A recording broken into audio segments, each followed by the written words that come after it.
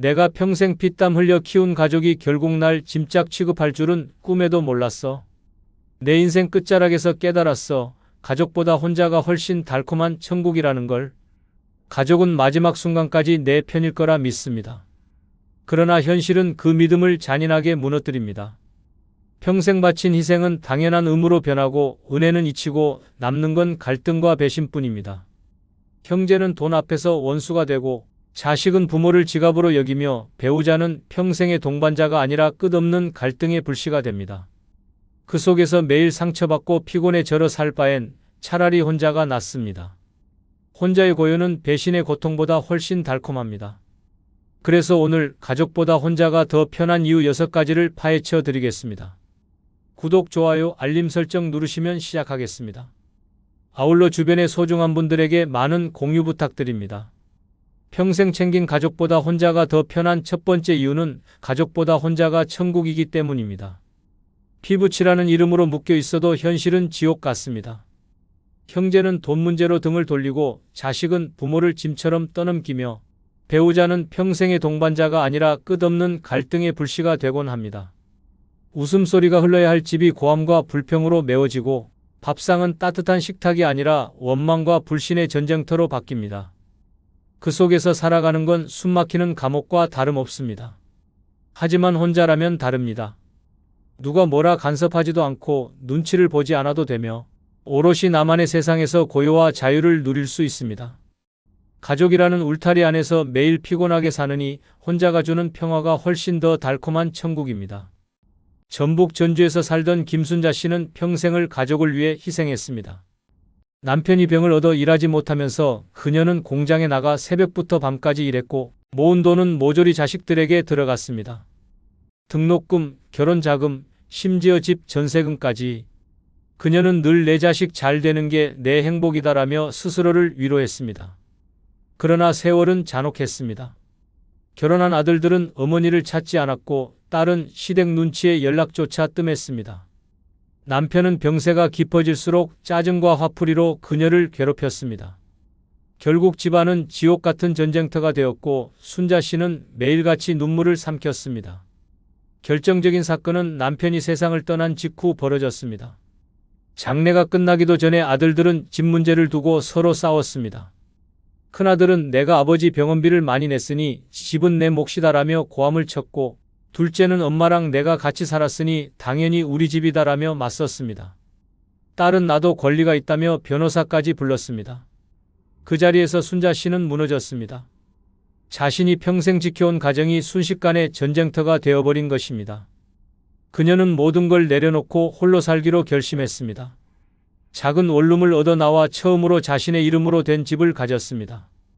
아침에 눈을 뜨면 싸움소리가 아닌 새소리가 들렸고 저녁엔 눈치 보지 않고 원하는 음식을 해 먹었습니다.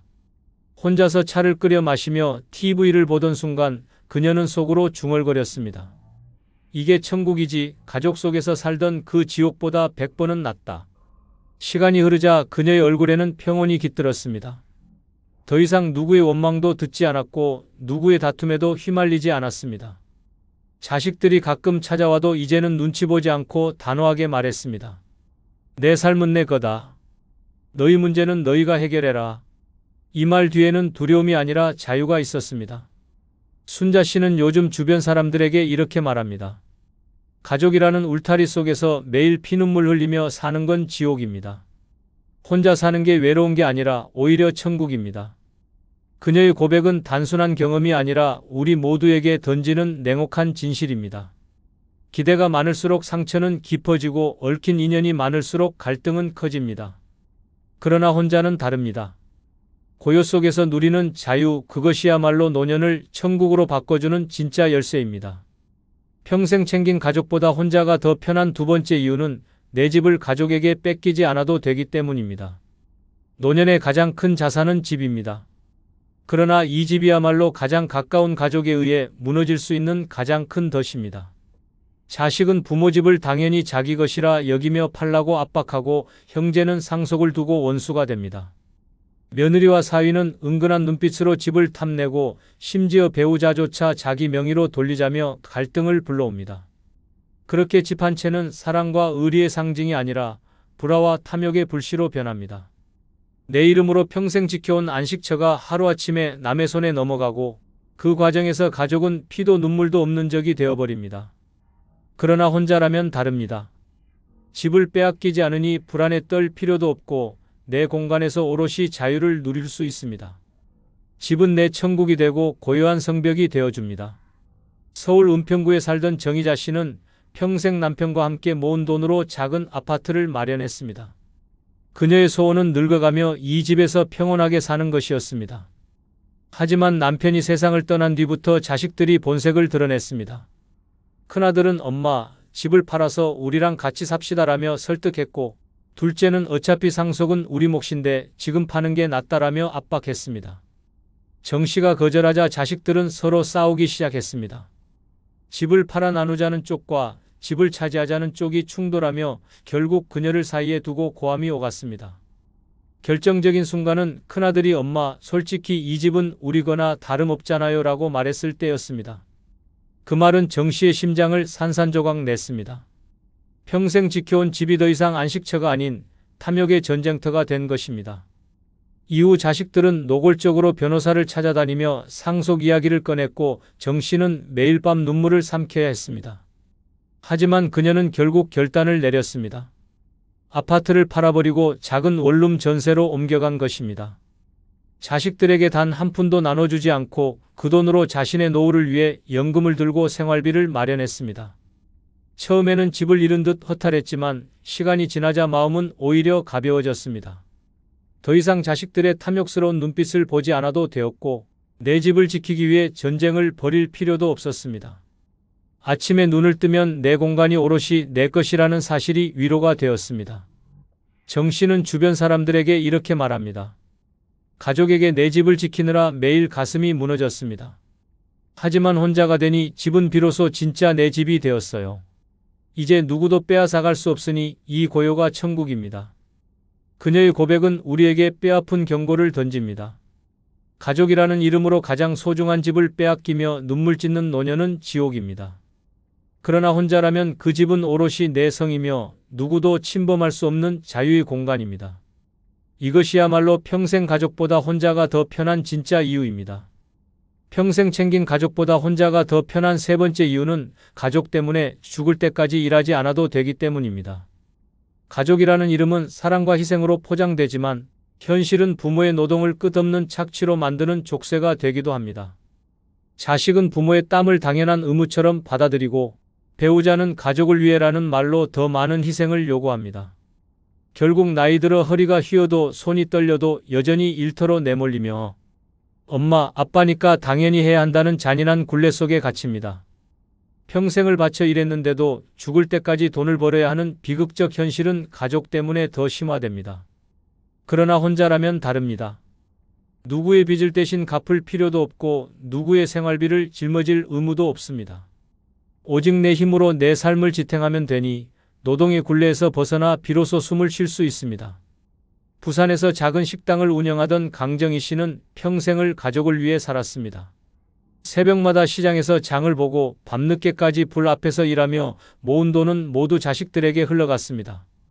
큰아들의 대학 등록금, 둘째의 결혼 자금, 딸아이의 유학비까지. 정희 씨의 통장은 늘 텅 비어 있었고 본인을 위해 쓴 돈은 단 한 푼도 없었습니다. 그녀의 꿈은 식당을 정리하고 노년에 편히 쉬는 것이었지만 현실은 달랐습니다.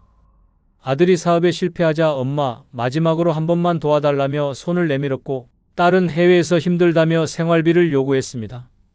결국 정희 씨는 은퇴는커녕 더 많은 빚을 떠안게 되었습니다. 그녀의 삶은 지옥으로 변했습니다.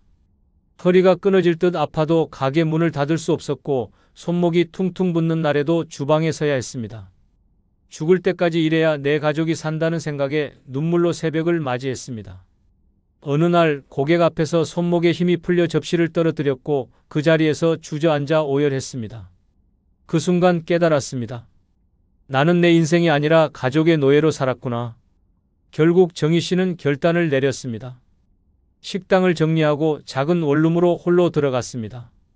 자식들의 요구를 단호히 끊고 남은 돈으로 소박한 생활을 시작했습니다.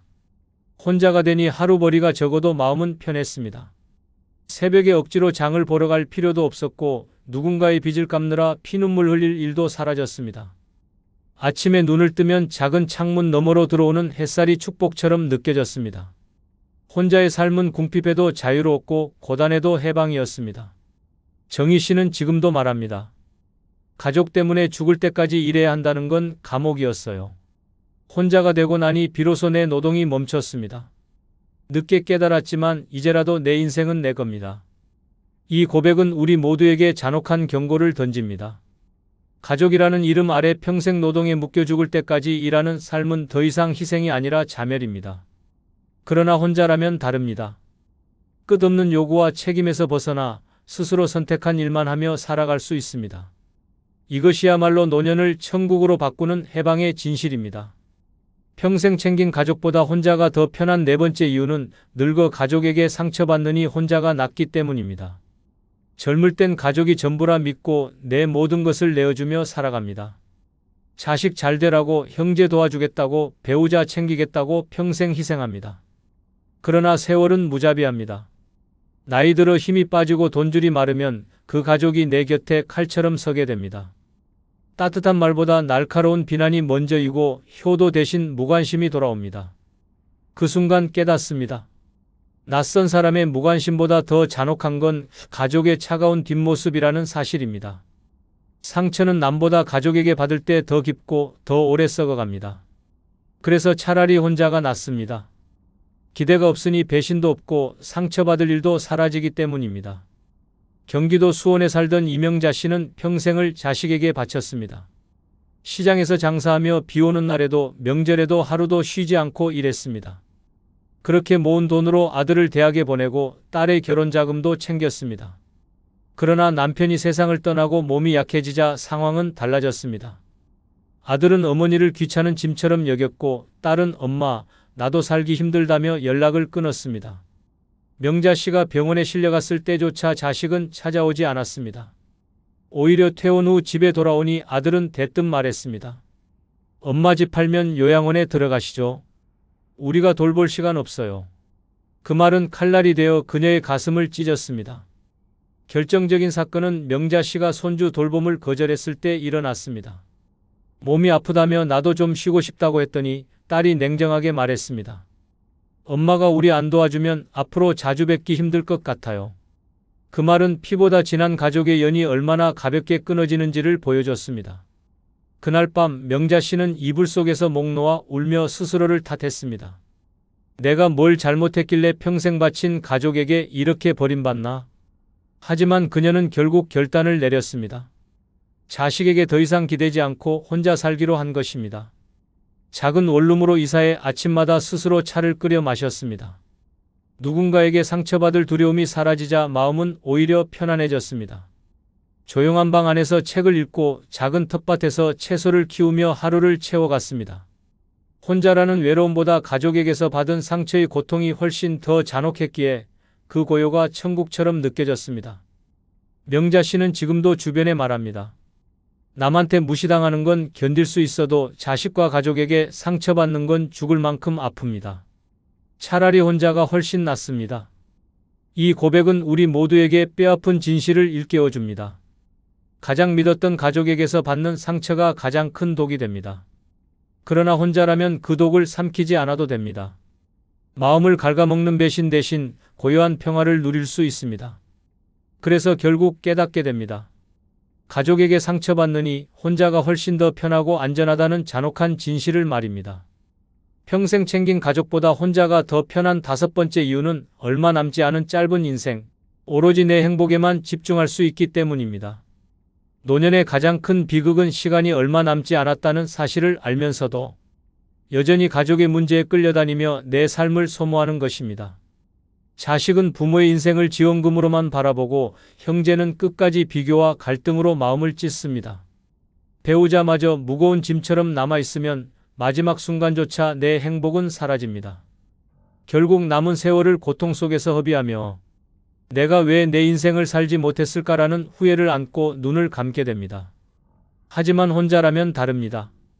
더 이상 누구를 위해 희생하지 않아도 되고 단 하루라도 내 기분과 내 욕망만 따라 살 수 있습니다. 남의 눈치, 가족의 기대, 끝없는 갈등에서 벗어나 오직 내 행복에만 집중할 수 있는 시간이 주어집니다. 그 해방감은 늦게 찾아왔지만 그 어떤 보석보다 값진 자유입니다. 강릉에서 살던 한정순 씨는 평생을 가족만 바라보고 살았습니다. 남편이 일찍 세상을 떠나자 두 아이를 키우기 위해 허드렛일, 공장일, 시장일을 가리지 않고 뛰었습니다. 아이들을 대학에 보내고 결혼까지 시켰지만 정순 씨에게 남은 것은 병든 몸과 빈 지갑뿐이었습니다. 그녀의 꿈은 남은 인생은 오직 자신만을 위해 바닷가 근처에서 조용히 살며 그림을 그리고 싶다는 것이었습니다. 하지만 현실은 또다시 자식에게 발목을 잡혔습니다. 아들은 사업에 실패했다며 생활비를 요구했고 딸은 육아를 도와달라며 집으로 불러들였습니다. 그녀는 또다시 자신의 시간을 포기하고 자식의 짐을 떠안았습니다. 그러던 어느 날 허리가 끊어질 듯 아픈 몸을 이끌고 손주를 돌보다가 그대로 쓰러졌습니다. 병원 침대 위에서 눈을 뜬 순간 그녀는 뼈아픈 깨달음을 했습니다. 내 인생은 언제나 남을 위해 흘려보냈구나. 이렇게 살다간 내 행복은 끝내 오지 않겠구나. 퇴원 후 정순 씨는 과감한 결정을 내렸습니다. 자식들에게 더 이상 기대하지 말라고 선언하고 홀로 작은 원룸을 얻어 나왔습니다. 혼자가 되자 처음엔 낯설고 외로웠지만 곧 해방감이 몰려왔습니다. 아침이면 누구의 눈치도 보지 않고 좋아하는 음악을 틀었고 바닷가를 걸으며 그림을 그리기 시작했습니다. 늦은 나이에 미술학원도 등록해 같은 취미를 가진 사람들과 어울렸습니다. 그녀의 얼굴은 날마다 밝아졌습니다. 무엇보다 더 이상 엄마, 이거 좀 해주세요 라는 말에 짓눌리지 않고 오로지 자신이 하고 싶은 것에만 몰두할 수 있다는 사실이 삶을 다시 빛나게 했습니다. 정순 씨는 지금도 주변에 말합니다. 내가 늙어 처음으로 내 행복을 찾아봤습니다. 혼자가 두렵다고요? 아닙니다. 혼자가 되니 비로소 내 인생이 시작됐습니다. 이 고백은 우리에게 잔혹한 진실을 알려줍니다. 가족에게 끌려다니며 남은 시간을 소모하는 건 천천히 죽어가는 것과 다름없습니다. 하지만 혼자가 되면 남은 짧은 세월을 오롯이 나를 위해 쓸 수 있습니다. 이제라도 내 행복에 집중한다면 마지막 순간은 후회가 아니라 미소로 끝낼 수 있습니다. 이것이야말로 평생 가족보다 혼자가 더 편한 진짜 이유입니다. 평생 챙긴 가족보다 혼자가 더 편한 여섯 번째 이유는 내 돈을 오로지 나를 위해서 계획적으로 쓸 수 있기 때문입니다. 가족을 챙기며 살면 내 지갑은 끝없이 구멍이 납니다. 자식은 결혼한다며 집을 사달라고 하고, 형제는 사업이 망했다며 빌려달라 하고, 배우자는 생활비가 부족하다며 카드값을 떠넘깁니다. 그렇게 평생 번 돈은 내 손을 거치지도 못한 채 흩어져 나갑니다. 정작 나는 병원비조차 아까워 참고 여행 한번 제대로 가보지 못한 채 늙어갑니다. 내 노후를 위해 모아둔 돈마저 가족의 명분으로 빼앗기면 남는 건 후회와 눈물뿐입니다. 그러나 혼자라면 다릅니다. 누구에게 휘둘리지 않고 철저히 내가 원하는 곳에 돈을 쓸 수 있습니다. 병원비를 아껴서 자식에게 보태줄 필요도 없고 억지로 명절 선물 사며 체면치레할 일도 없습니다. 내 돈을 내 계획대로 쓰는 삶, 이것이야말로 진짜 자유입니다. 대전에서 식당을 운영하던 김은자 씨는 평생을 가족을 위해 살았습니다. 번 돈은 늘 자식들 뒷바라지에 쓰였고 남편의 빚을 갚느라 허리가 휘었습니다. 은퇴를 앞두고 모아둔 퇴직금이 유일한 위안이었지만 그마저도 아들 부부가 전세금이 부족하다며 가져갔습니다. 은자 씨는 한 푼도 쓰지 못한 채 빈손으로 남았습니다. 몸이 아파도 병원비가 아깝다며 참았고 친구들과 여행 약속도 늘 미뤘습니다. 결국 그녀의 노후는 고단한 노동과 끝없는 불안으로 이어졌습니다. 그러던 어느 날 친구와 함께 시장에 갔다가 작은 사건이 벌어졌습니다. 친구는 아무렇지 않게 5만원짜리 스카프를 샀는데 은자 씨는 만원짜리 물건 앞에서조차 망설였습니다. 그때 친구가 한마디 했습니다. 너 평생 가족만 챙기다 이제 뭐가 남았니? 너를 위해 쓸 수 있을 때 써라. 그 말이 가슴을 후벼 팠습니다. 은자 씨는 돌아오는 길에 결심했습니다. 더 이상 가족에게 끌려다니지 않고 남은 돈은 철저히 나를 위해 쓰겠다고. 그녀는 작은 원룸으로 이사해 생활비를 줄이고 남은 돈으로 건강검진을 받고 하고 싶었던 요리교실에도 등록했습니다. 매달 일정 금액을 계획해 취미와 여행에 투자했고 노후를 위한 작은 적금도 만들었습니다. 누구의 허락도 필요 없었습니다. 아침마다 통장 잔고를 보며 이건 내 돈, 내 행복을 위한 돈이라고 속삭일 때 처음으로 삶이 달콤하게 느껴졌습니다. 은자 씨는 요즘 주변 사람들에게 이렇게 말합니다. 내 돈을 내 마음대로 쓰는 게 이렇게 행복한 줄 몰랐습니다. 가족을 위해 희생만 하다 늙으면 결국 내 인생은 남 좋은 일만 시킨 꼴이 됩니다. 혼자가 되니 비로소 내 돈이 내 삶을 살려주더군요. 이 고백은 우리 모두에게 잔인한 현실을 일깨워줍니다. 가족이라는 이름 아래 내 돈을 빼앗기면 남는 건 빈 지갑과 후회뿐입니다. 하지만 혼자라면 다릅니다. 내 돈을 오로지 나를 위해 쓰며 철저히 계획적으로 남은 인생을 설계할 수 있습니다. 이것이야말로 평생 가족보다 혼자가 더 편한 진짜 이유입니다. 영상이 끝나면 여러분의 경험이나 생각을 댓글로 남겨주세요. 여러분의 소중한 경험과 의견이 다른 누군가에게는 큰 힘과 깨달음이 분명될 것입니다. 아울러 멤버십 가입 부탁드리며 오늘 하루도 행복하시고 무탈하시기 바랍니다. 당신 연금 얼마나 나와요? 앞으로 생활비는 내가 관리할게요. 아니, 내 돈인데 왜 당신이 마음대로 하려고 그래? 같이 살자면서요. 그러면 돈줄은 내가 쥐어야죠. 노년에 나이 많은 여자를 만나면 안 되는 이유는 이렇게 충격적으로 시작됩니다. 외로움을 달래려는 마음으로 손잡았지만 어느 순간 생활비는 무기가 되고 사랑은 족쇄로 변합니다. 처음에는 따뜻한 밥상이 위로였지만 시간이 지나면 지갑만 남습니다. 돈을 핑계로 선택권을 빼앗기고 일상의 자유마저 흔들리며 결국 주인과 하인 같은 뒤틀린 관계가 만들어집니다. 겉으로는 다정한 미소지만 속으로는 생활비를 통제하며 당신을 조이는 덫이 숨어 있습니다. 끝까지 보셔야 합니다. 이 이야기는 남의 일이 아니라 바로 당신의 노년이 될 수 있기 때문입니다. 첫 번째, 늙어 나이 많은 여자를 만나면 안 되는 이유는 생활비를 쥐고 흔들려 하기 때문입니다. 한때는 사랑의 이름으로 시작했지만 결국 돈이라는 칼자루를 누가 잡느냐에 따라 인생이 지옥으로 떨어집니다. 생활비를 무기 삼아 상대를 옭아매고 지갑을 통제하는 순간 그 관계는 이미 파국을 향해 달려가고 있는 것입니다. 실제 사례를 보겠습니다.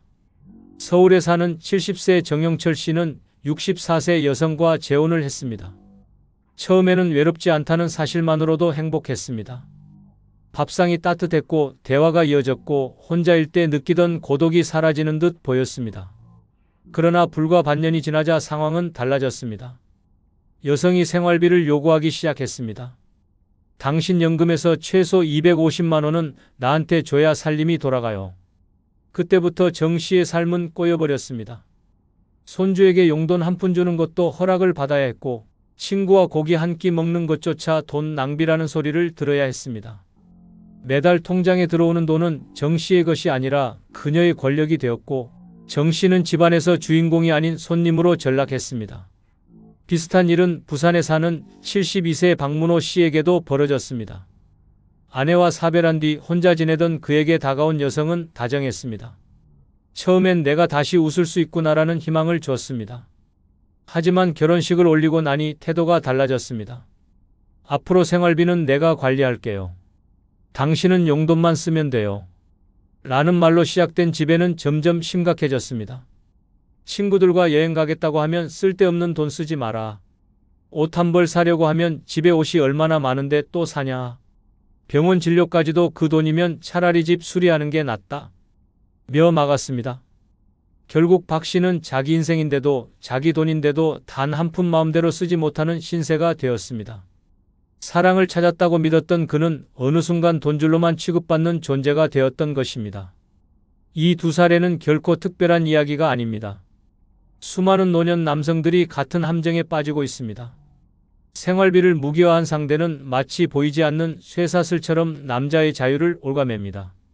결혼은 동등해야 하지만 생활비를 쥔 순간 권력은 기울어지고 결국 한쪽은 주인이 되고 다른 쪽은 하인이 됩니다.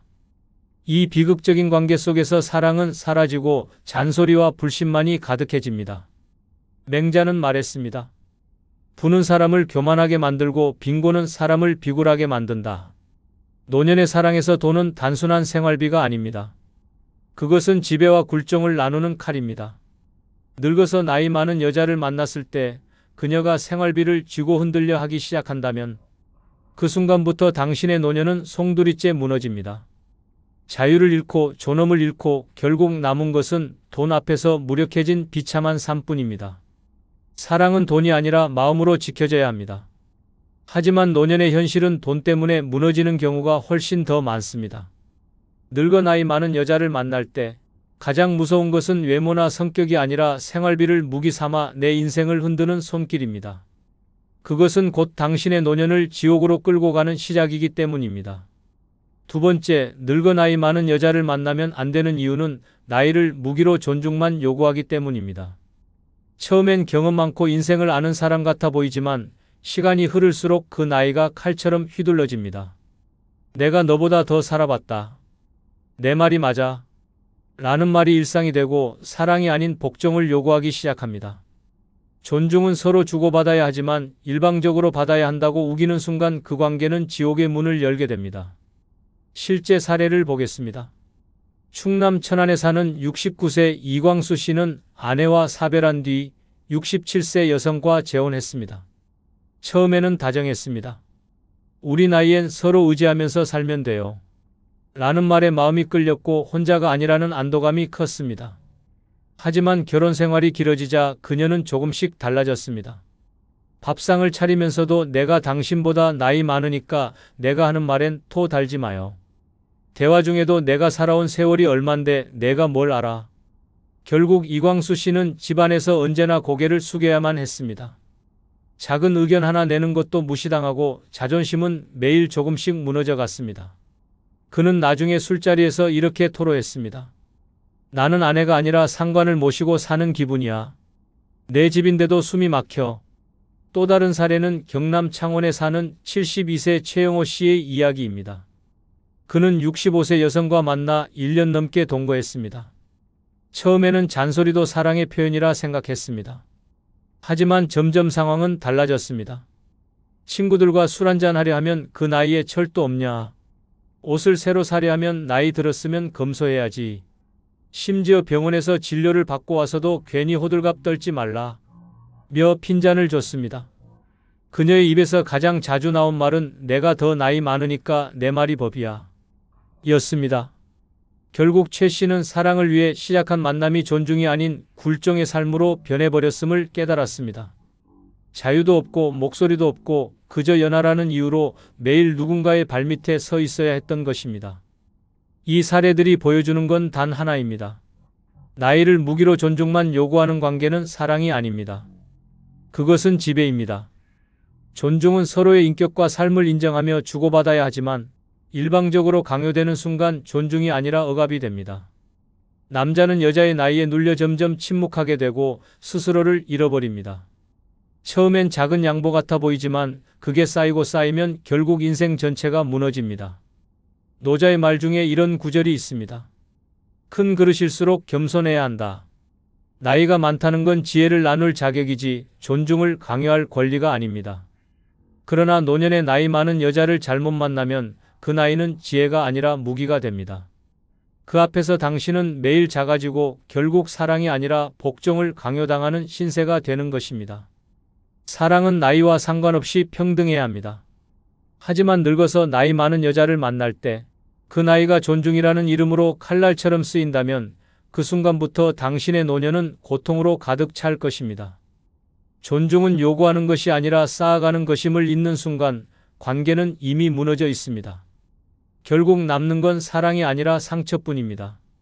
세 번째, 늙어 나이 많은 여자를 만나면 안 되는 이유는 감정. 통제가 약해 눈물과 화를 번갈아 내기 때문입니다. 처음엔 여린 눈물이 순수하게 보이고 화를 내는 모습조차 솔직하다고 착각합니다. 하지만 시간이 흐르면 그 감정의 롤러코스터가 당신의 일상을 파괴합니다. 하루는 눈물, 다음 날은 분노. 예측할 수 없는 감정의 파도 앞에서 남자는 매일 눈치를 보며 살아야 합니다. 사랑을 원했지만 결국 감정의 인질이 되어버리는 것입니다. 실제 사례를 보겠습니다. 경기도 안양에 사는 71세 이정호 씨는 66세 여성과 만남을 시작했습니다. 처음에는 따뜻했습니다. 밥을 차려주고 사소한 말에도 눈시울이 붉어지는 모습이 오히려 인간적으로 느껴졌습니다.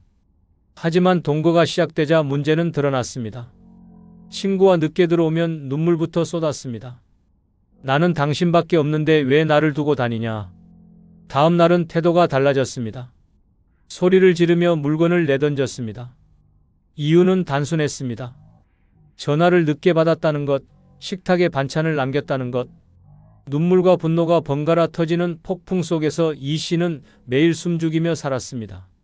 내 인생인데 왜 눈치만 보게 되었는지 모르겠다. 그는 결국 1년 만에 집을 나와야 했습니다. 또 다른 사례는 충북 청주에 사는 69세 김재수 씨의 이야기입니다. 그는 65세 여성과 재혼했습니다. 처음에는 서로 외롭지 않다는 사실만으로도 행복했습니다. 하지만 어느 날부터 아내는 사소한 일에도 감정을 주체하지 못했습니다. TV 드라마를 보다가 갑자기 울며 당신은 나를 이해 못해 라고 소리쳤고 다음 순간엔 고함을 지르며 문을 쾅 닫았습니다. 심지어 손주들이 놀러 왔을 때도 아이들 장난소리에 짜증을 내며 시끄럽다. 다 나가라. 며 화를 냈습니다. 김 씨는 손주들 앞에서 얼굴이 화끈거렸고 가족들까지 관계가 틀어졌습니다. 결국 그는 사랑 때문에 시작했는데 지금은 감정 쓰레기통이 된 기분이라며 깊은 후회를 털어놓았습니다. 이 두 사례는 단순한 예외가 아닙니다. 나이가 들수록 감정의 기복은 커지고 작은 일에도 눈물과 분노가 번갈아 터집니다. 문제는 그것이 상대에게 모두 전가된다는 것입니다. 남자는 늘 긴장해야 합니다. 언제 울음이 터질지, 언제 화가 폭발할지 모르기 때문입니다. 밥 한 끼를 먹어도 외출 한 번을 해도 말 한마디를 건네도 지뢰밭을 걷는 기분이 됩니다. 결국 사랑이 아니라 생존이 되고 하루하루가 지옥으로 변합니다. 맹자는 말했습니다.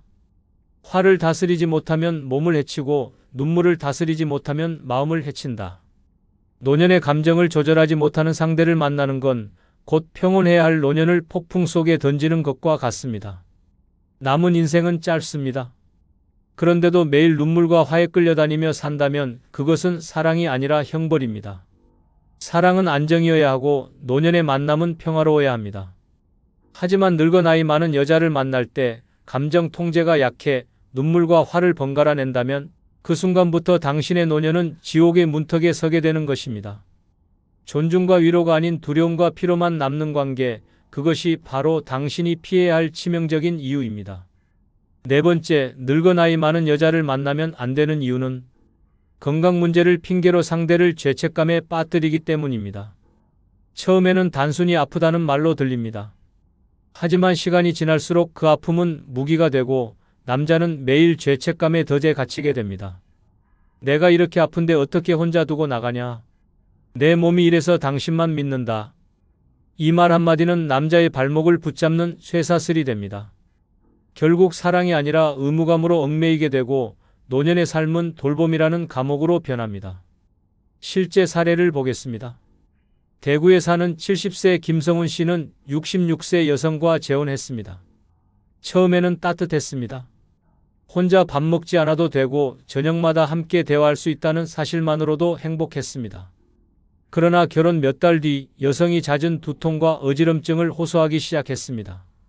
병원에서는 특별한 이상이 없다고 했지만 그녀는 매일 같은 말을 반복했습니다. 내가 이렇게 아픈데 당신이 밖에 나가면 나는 누구한테 기대야 해요? 김 씨는 친구들과의 약속을 하나둘 취소했습니다. 여행을 가자던 계획도 미뤘습니다. 결국 그는 그녀의 눈물 섞인 말에 매일 집에만 머물러야 했습니다. 사랑으로 시작했지만 결국 그의 삶은 죄책감으로 묶여버린 것입니다. 또 다른 사례도 있습니다. 인천에 사는 73세 최재덕 씨는 67세 여성과 동거했습니다. 그녀는 늘 무릎 통증을 핑계로 했습니다. 내 다리가 아파서 시장도 못 간다.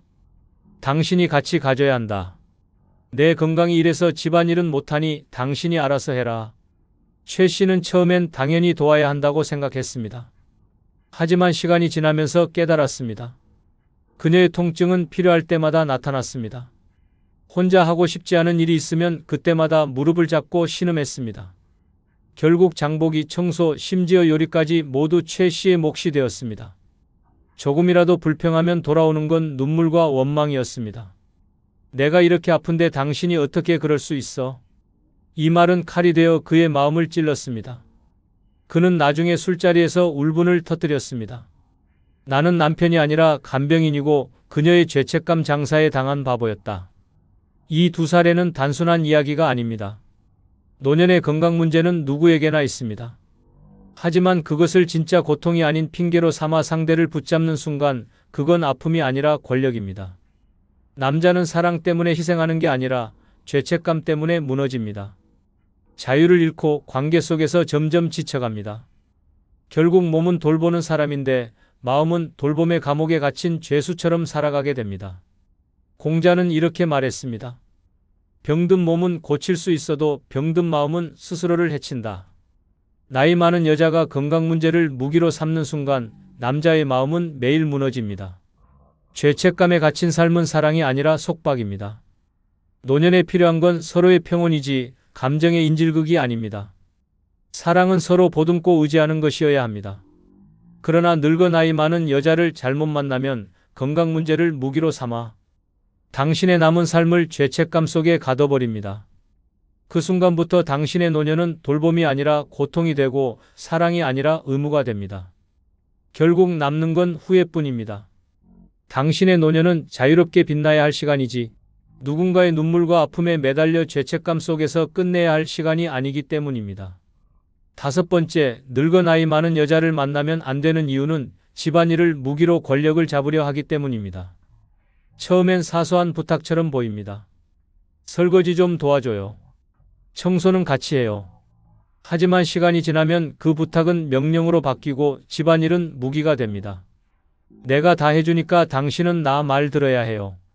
라는 말이 일상이 되고 결국 남자는 가정에서 손발뿐 아니라 자존심까지 빼앗깁니다. 사랑이 아니라 지배로 변하는 순간 노년의 삶은 지옥의 무대가 됩니다. 실제 사례를 보겠습니다. 경기도 수원에 사는 70세 박정수 씨는 65세 여성과 재혼했습니다. 처음에는 따뜻했습니다. 그녀는 매일 밥을 해주고 빨래도 챙겨주며 아직 가정의 따뜻함을 느낄 수 있다는 기쁨을 주었습니다. 하지만 몇 달이 지나자 그녀의 태도는 달라졌습니다. 내가 하루 세 끼 밥 다 차리잖아요. 그러니까 당신은 내 말에 토 달지 마. 작은 의견을 내도 내가 집안일 안 하면 당신은 굶어 죽을 거야. 라는 말이 돌아왔습니다. 박 씨는 점점 침묵을 선택할 수밖에 없었습니다. 밥 한 끼가 무기가 되고 설거지와 빨래가 권력의 칼날이 된 것입니다. 그는 나중에 친구에게 술잔을 기울이며 말했습니다. 나는 지금 아내와 사는 게 아니라 하녀의 은혜를 입고 사는 죄인 같다. 또 다른 사례는 전남 여수에 사는 72세 김명호 씨의 이야기입니다. 그는 67세 여성과 동거를 시작했습니다. 그녀는 늘 집안일을 강조했습니다. 내가 없으면 집은 쓰레기장이야. 청소를 한 번 할 때마다 그는 감사 인사를 해야 했고 조금이라도 불만을 보이면 내가 이 나이에 이렇게 고생하는데 고맙다는 말도 못해? 라는 소리를 들어야 했습니다. 심지어 김 씨가 병원에 다녀와 힘들어할 때도 그녀는 내가 하루 종일 집안일 안 했으면 당신은 벌써 여기저기 병나서 쓰러졌을 거야. 라며 공로를 내세웠습니다. 김 씨는 점점 무기력해졌습니다. 집이 쉼터가 아니라 전쟁터가 되었기 때문입니다. 결국 그는 이렇게 고백했습니다. 나는 아내에게 기대는 게 아니라 아내에게 매일 빚지고 사는 느낌이다. 숨이 막힌다. 이 두 사례는 결코 남의 이야기가 아닙니다. 집안일을 무기로 삼는 순간 사랑은 거래가 되고 관계는 권력 싸움으로 변합니다. 남자는 늘 빚진 듯 살아야 하고 고마움이라는 명목 아래 무릎 꿇게 됩니다. 집안일은 본래 가정을 지탱하는 일이지만 그것이 무기가 되는 순간 상대방의 삶은 송두리째 휘둘립니다. 밥상은 사랑의 상징이 아니라 굴종의 족쇄가 되고 청소기 소리는 위협의 경고음이 됩니다. 노자는 말했습니다. 큰 권력은 눈에 보이지 않게 쓰이는 것이다. 하지만 노년의 잘못된 만남을 하면 집안일이라는 사소한 권력이 눈에 보이는 칼날이 되어 돌아옵니다. 남자는 그 칼날에 매일 베이며 존엄은 조금씩 무너집니다. 결국 가정을 이루겠다는 희망이 오히려 감옥살이로 변해버리는 것입니다. 노년의 사랑은 평온해야 합니다.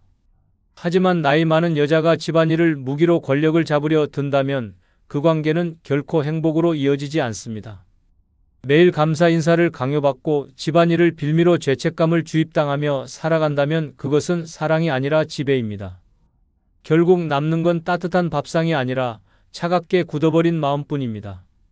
당신의 노년은 쉼이어야지 누군가의 집안일 권력 아래 허리 굽힌 삶이어서는 안 됩니다. 6번째, 늙어 나이 많은 여자를 만나면 안 되는 이유는 자신이 기준이 되어 상대를 깎아내리기 때문입니다. 사랑이라는 이름으로 시작하지만 결국 모든 판단과 비교의 잣대는 그녀 자신입니다. 내가 살아온 방식이 정답이야. 라는 말 뒤에는 은근한 무시가 숨어 있습니다. 당신이 뭘 하든 어떻게 살든 그녀의 기준에서 벗어나면 곧바로 깎아내리기가 시작됩니다. 존중은 사라지고 남는 건 끝없는 비난뿐입니다. 실제 사례를 보겠습니다. 서울 강북에 사는 71세 윤상호 씨는 66세 여성과 재혼했습니다. 처음에는 다정했습니다. 당신은 참 성실해 보여서 마음에 들어요. 라는 말에 윤 씨는 마음이 움직였습니다. 하지만 결혼 생활이 시작되자 달라졌습니다. 식사 자리에선 내가 예전엔 이렇게 좋은 반찬만 먹었어. 당신은 이런 것도 못 챙겨? 라며 비아냥거렸습니다. 윤 씨가 옷을 사 입으면 그 나이에 그런 색을 입는다고? 참 촌스럽다. 친구들과 어울리려 하면 당신 친구들은 수준이 낮아. 내 주변 사람들은 다르지. 작은 행동 하나하나가 그녀의 기준에 미치지 못한다며 무시당했습니다. 결국 윤 씨는 집안에서 존재감이 사라졌습니다. 그는 한숨을 쉬며 말했습니다. 나는 남편이 아니라 그녀 인생의 비교 대상일 뿐이다. 또 다른 사례도 있습니다. 부산에 사는 73세 박노철 씨는 68세 여성과 만나 1년을 함께 했습니다. 처음엔 그녀의 활발한 성격이 매력으로 다가왔습니다. 하지만 시간이 흐르면서 그녀의 말은 독이 되었습니다. 내가 예전에 다니던 집은 훨씬 컸어. 당신 집은 참 초라하네. 내가 만났던 사람들은 더 똑똑했어. 당신은 참 답답해. 내가 살아온 세월을 보면 당신은 아직 멀었어. 라는 말이 반복됐습니다. 박 씨는 점점 자신감을 잃어갔습니다. 무슨 말을 해도 그건 틀렸어. 라는 답이 돌아왔고 결국 그는 자기 인생마저 하찮게 느끼기 시작했습니다. 주변 친구들에게도 말했습니다. 나는 아내 곁에서 사람이 아니라 그림자처럼 살고 있다.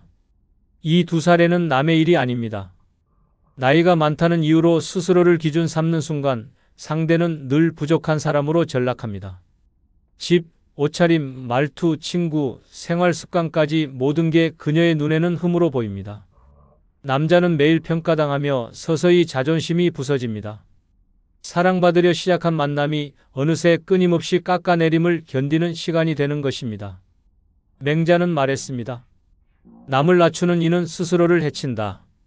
하지만 현실에서 나이 많은 여자를 잘못 만나면 그녀는 나이를 방패로 삼아 끊임없이 상대를 낮춥니다. 존중은 사라지고 비난이 일상이 됩니다. 남은 인생을 빛내야 할 노년이 오히려 누군가의 기준에 짓눌려 꺼져버리는 것입니다. 사랑은 평등해야 하고 노년의 만남은 위로가 되어야 합니다. 그러나 자신을 기준 삼아 상대를 깎아내리는 여자를 만나는 순간 당신의 삶은 더 이상 사랑이 아닌 고통으로 변합니다. 결국 남는 건 끝없는 비교와 상처뿐입니다. 당신의 노년은 평가받는 무대가 아니라 존중받고 행복할 권리가 있는 시간이어야 합니다. 다 부질없다. 사람 붙잡고 자식 붙잡고 체면 붙잡아도 결국 남는 건 텅 빈 방 안의 고요뿐입니다. 믿었던 배우자는 병으로 먼저 떠나고 기대했던 자식은 자기 삶에 바빠 외면합니다. 친구는 술자리 농담 한마디에 등을 돌리고 형제는 돈 문제로 원수가 됩니다. 남는 건 나 하나뿐인데 대부분은 이 단순한 진실을 끝내 인정하지 못합니다. 그래서 늙어 가장 현명한 선택은 혼자 살아도 무너지지 않는 준비입니다. 단 6가지만 갖추면 고독은 벌이 아니라 자유가 되고 혼자의 삶은 비참이 아니라 최고의 축복으로 변합니다. 이 6가지 꼭 준비하고 행복한 노년을 보내시기 바랍니다. 구독, 좋아요, 알림 설정 누르시면 시작하겠습니다. 다 부질없다. 늙어 행복하게 살기 위해 첫 번째 준비해야 할 것은 주거 안정성을 확보하는 것입니다. 나이가 들어 돈이 조금 부족해도 친구나 자식이 곁에 없어도 집만 안정적이면 마음은 크게 흔들리지 않습니다. 그러나 거꾸로 집이 불안하면 삶 전체가 위태로워집니다. 임대료에 쫓기고 재개발 소문에 휘둘리고 보증금을 떼이는 순간 노년은 순식간에 지옥이 됩니다. 결국 집은 단순한 건물이 아니라 노후의 마지막 보루이자 자존심을 지켜주는 성벽입니다. 경기도 의정부에 사는 78세 김영순 씨는 평생을 새들어 살았습니다. 은퇴 후에도 작은 전셋집에 살았는데 어느 날 집주인이 보증금을 돌려줄 수 없다며 버텼습니다. 결국 몇 년 모은 퇴직금까지 날아가고 그녀는 하루아침에 보증금 사기를 당한 불쌍한 노인이 되었습니다. 자식들도 도와줄 여력이 없었습니다. 그는 반지하 월세방으로 밀려나 추운 겨울을 전기장판 하나로 버텼습니다. 평생 열심히 일했지만 결국 집 한 칸 마련하지 못한 대가가 이런 참혹한 현실이었습니다. 그녀의 말은 뼈아팠습니다. 살아온 세월이 다 부질없더라. 집이 없으니 사람도 없는 것 같았다. 주거불안은 그녀의 남은 인생을 순식간에 무너뜨렸습니다. 반대로 전남 순천에 사는 74세 박태호 씨는 집 한 채 덕에 노년을 평온하게 보내고 있습니다. 그는 젊었을 때부터 집만은 내 손으로 지켜야 한다는 원칙을 세웠습니다. 큰 돈을 모으진 못했지만 작은 아파트를 장만해 대출을 성실히 갚았습니다. 은퇴할 때쯤엔 빚이 모두 사라졌고 이후엔 연금으로 생활비를 충당했습니다. 자식들이 아버지 집 팔고 우리랑 같이 삽시다라고 여러 번 권했지만 그는 단호했습니다. 내 집은 내 노후의 마지막 안전망이다. 그 결과 그는 매달 임대료 걱정 없이 자신이 원하는 삶을 살 수 있었습니다. 텃밭에서 채소를 가꾸고 동네 친구들과 막걸리를 나누며 웃음을 잃지 않았습니다. 자식들조차 아버지처럼 자기 집을 끝까지 지켜야겠다며 배우게 되었습니다. 이 두 사례의 차이는 주거 안정성 하나에서 갈렸습니다. 집이 없거나 불안정하면 모든 인간관계와 생활이 무너지고 집이 안정적이면 큰돈이 없어도 평온하게 살 수 있습니다. 노년기의 주거 불안은 단순한 불편이 아니라 생존을 위협하는 문제입니다.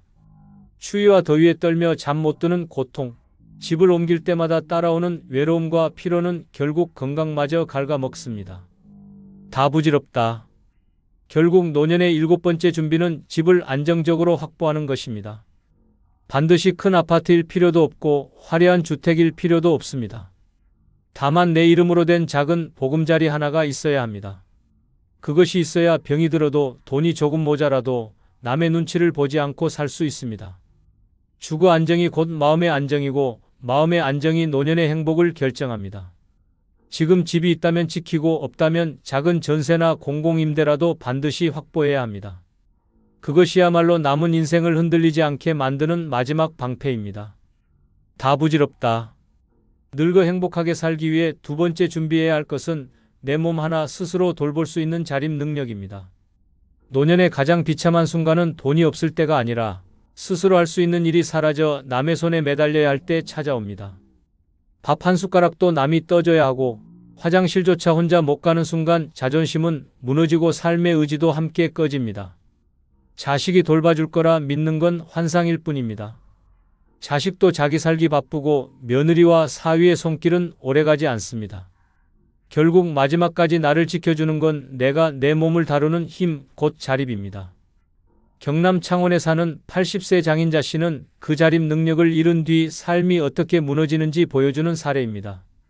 그는 관절이 안 좋아지기 시작했을 때도 치료를 미루며 버텼습니다.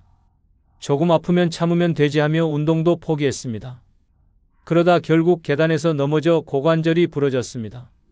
수술은 했지만 회복은 더뎠습니다. 혼자서는 화장실도 갈 수 없게 되었고 밥 한 끼 차려 먹지 못했습니다. 자식 집에서 몇 달을 지냈지만 결국 며느리의 차가운 눈빛을 견디지 못해 요양원으로 옮겨졌습니다. 그는 눈물을 흘리며 말했습니다.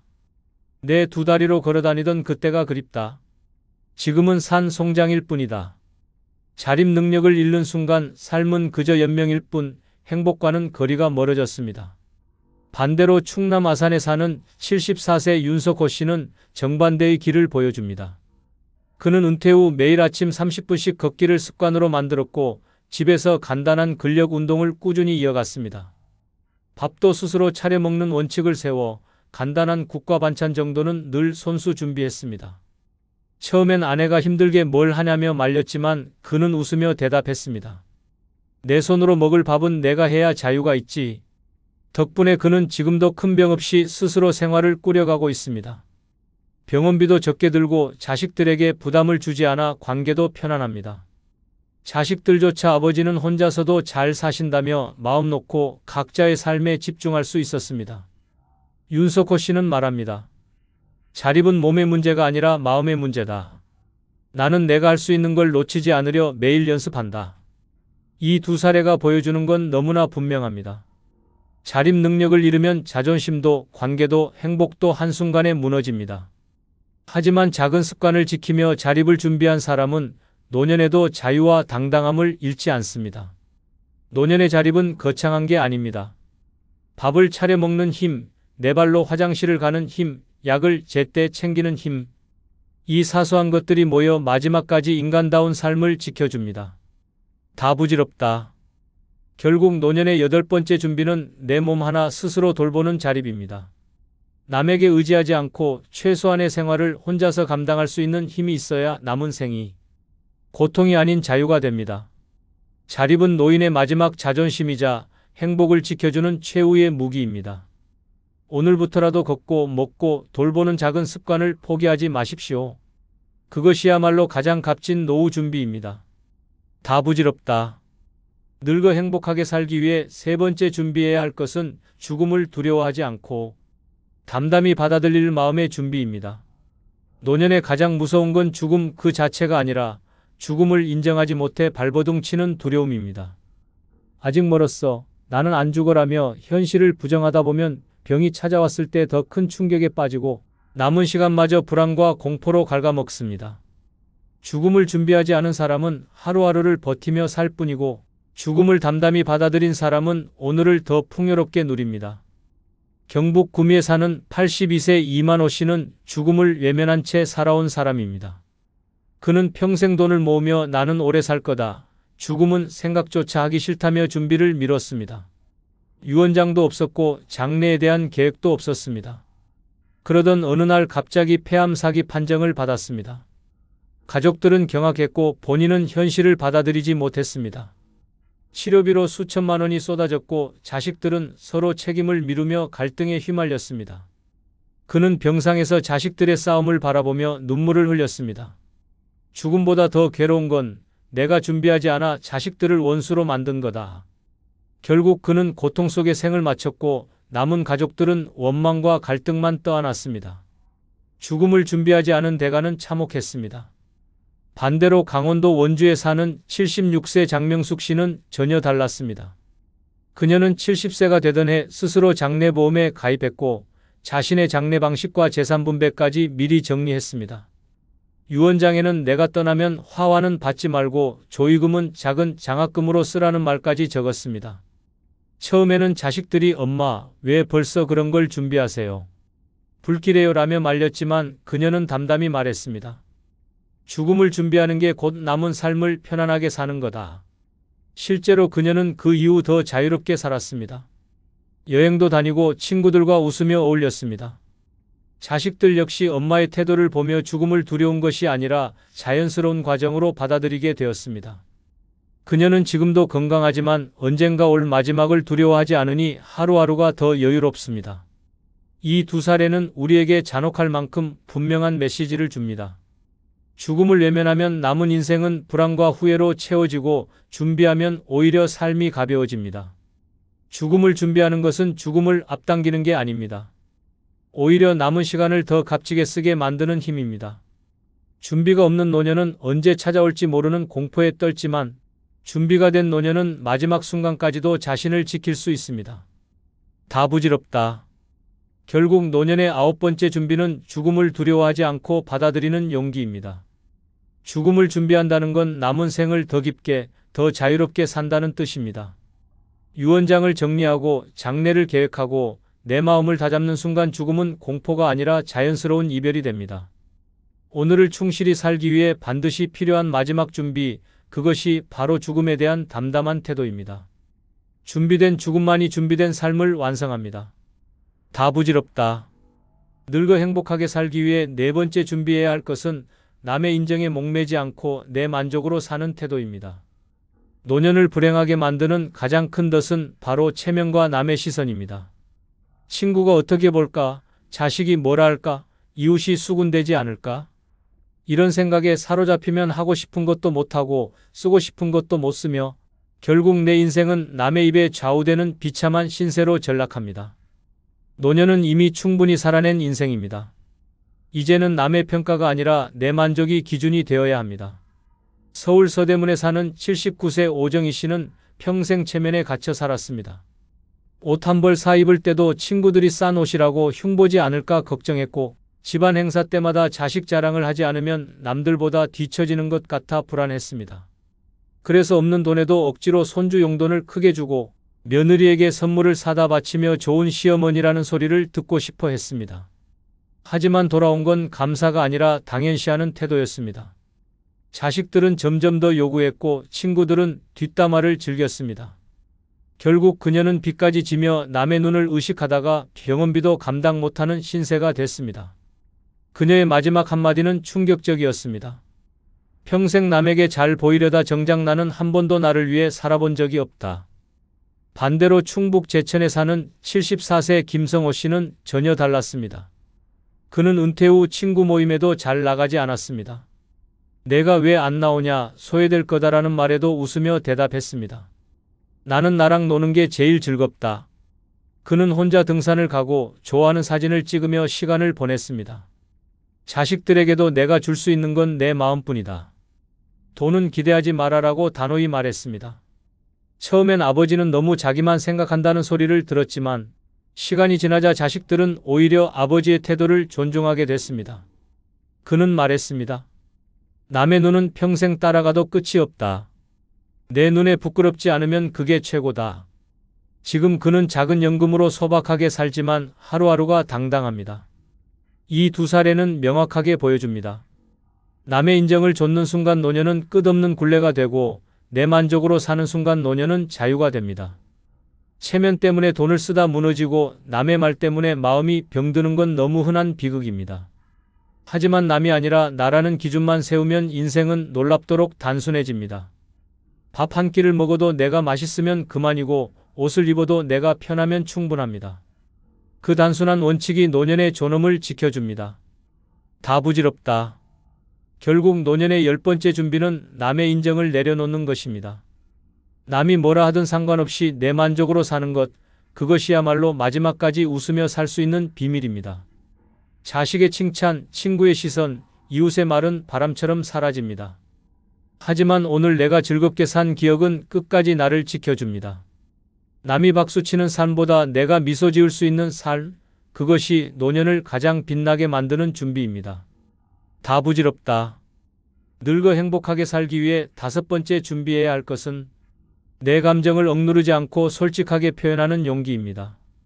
젊었을 때는 남에게 잘 보이려고, 직장에서 인정받으려고, 가족을 지키려고 감정을 누르며 삽니다. 하지만 노년에까지 그 습관을 끌고 가면 결국 병이 됩니다.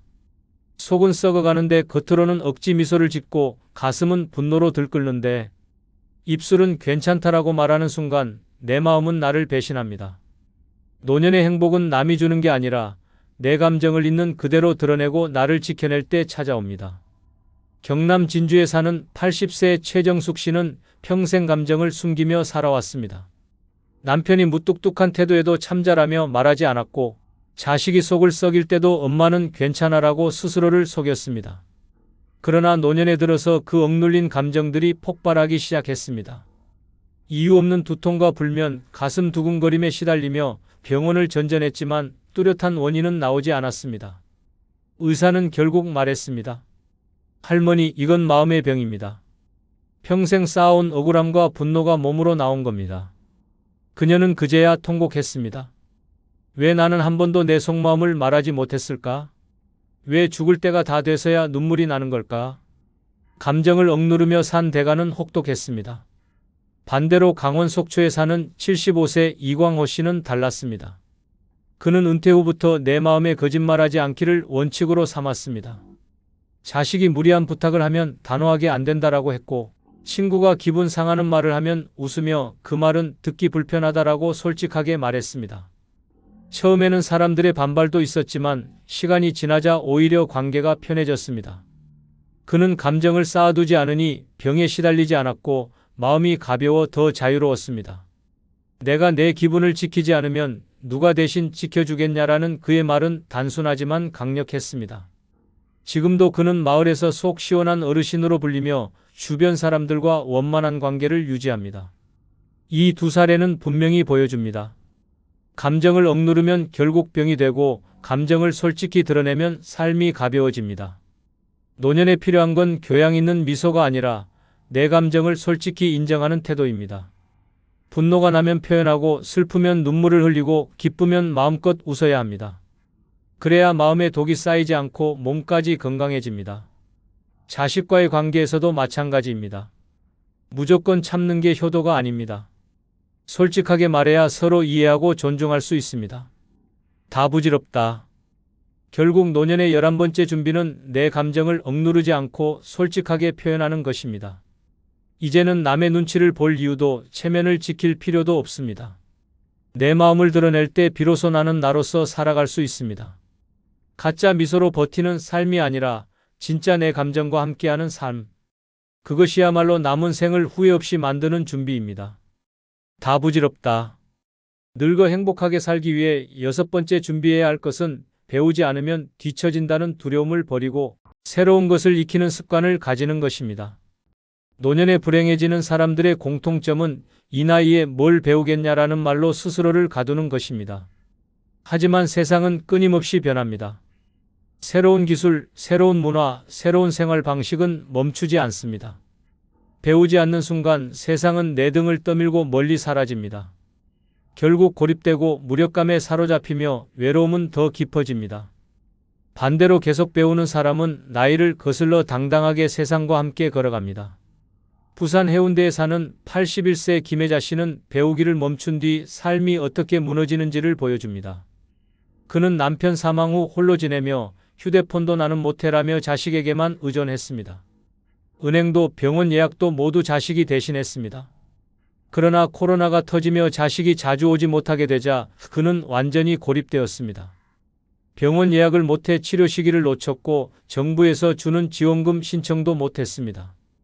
답답한 마음에 동네 마트에 갔지만 무인 계산대를 이용하지 못해 직원에게 혼나듯 쫓겨나야 했습니다. 이 나이에 내가 왜 이렇게 창피를 당해야 하나? 그는 집으로 돌아와 문을 걸어 잠그고 울었습니다.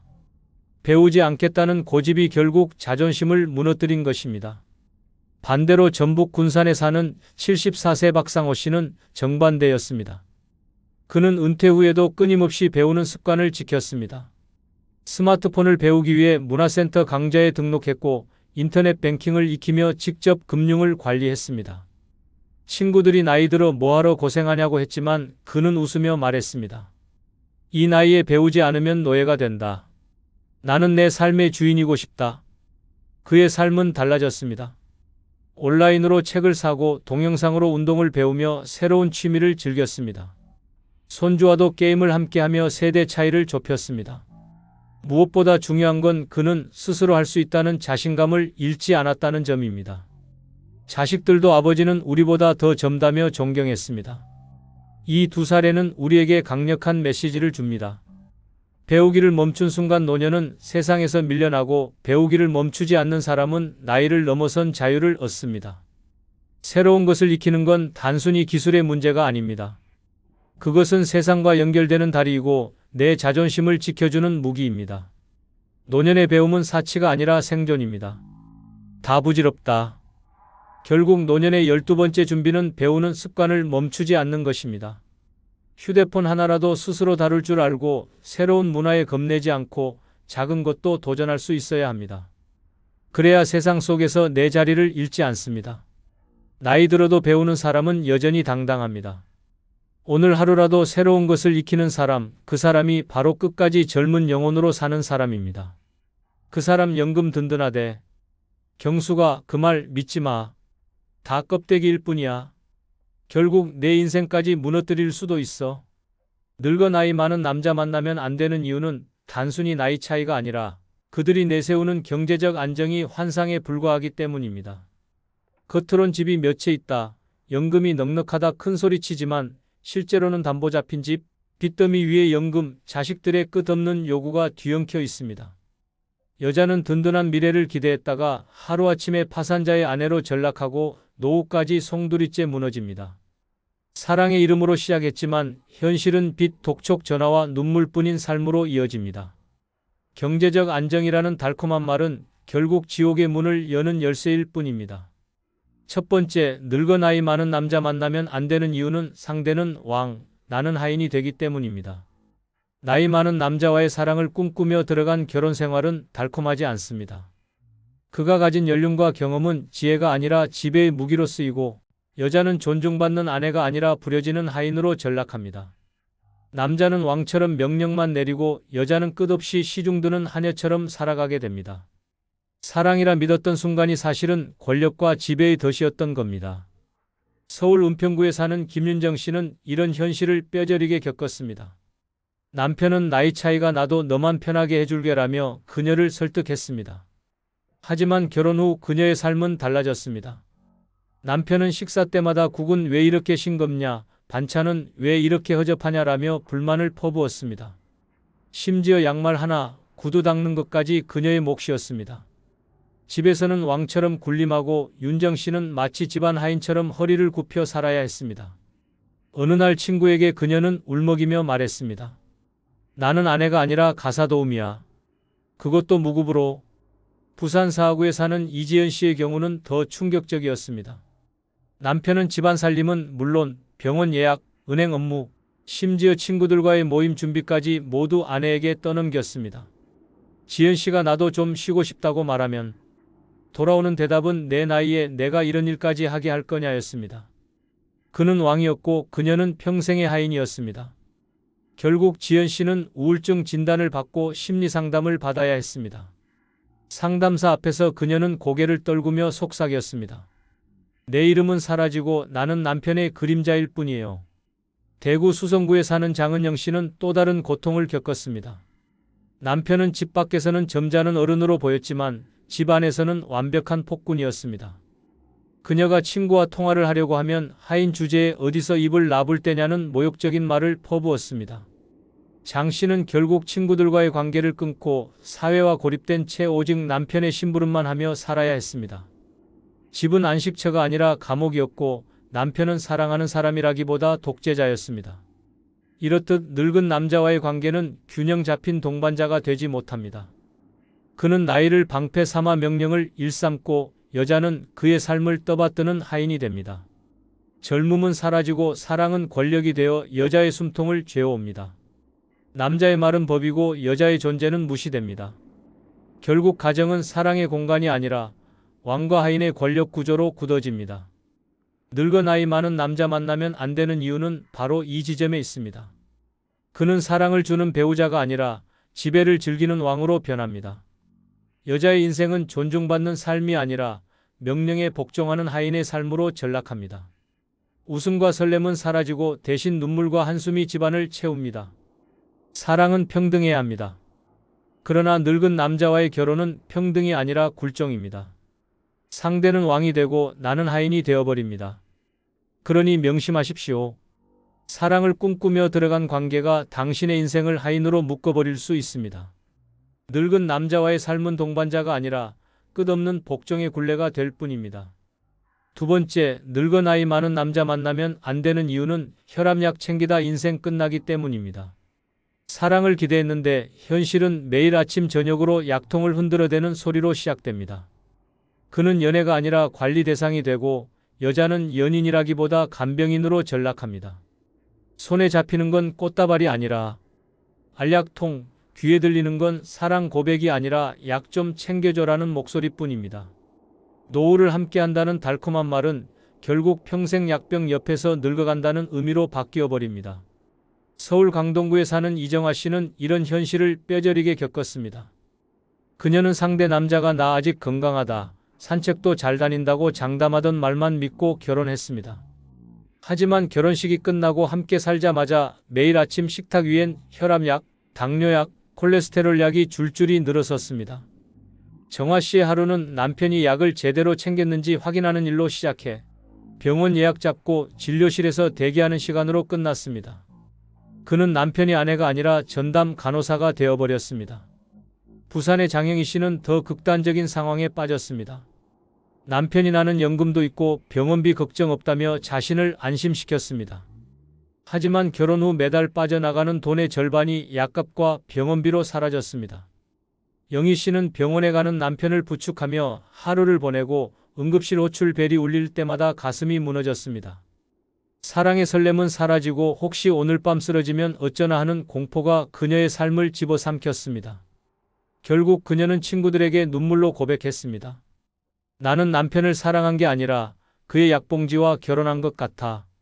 대구의 최선희 씨는 남편의 건강 문제로 사회적 고립까지 겪었습니다. 남편이 외출을 꺼리자 그녀 역시 집안에 묶여버렸습니다. 주말이면 함께 여행을 다니고 함께 취미를 즐기겠다는 꿈은 무너졌습니다.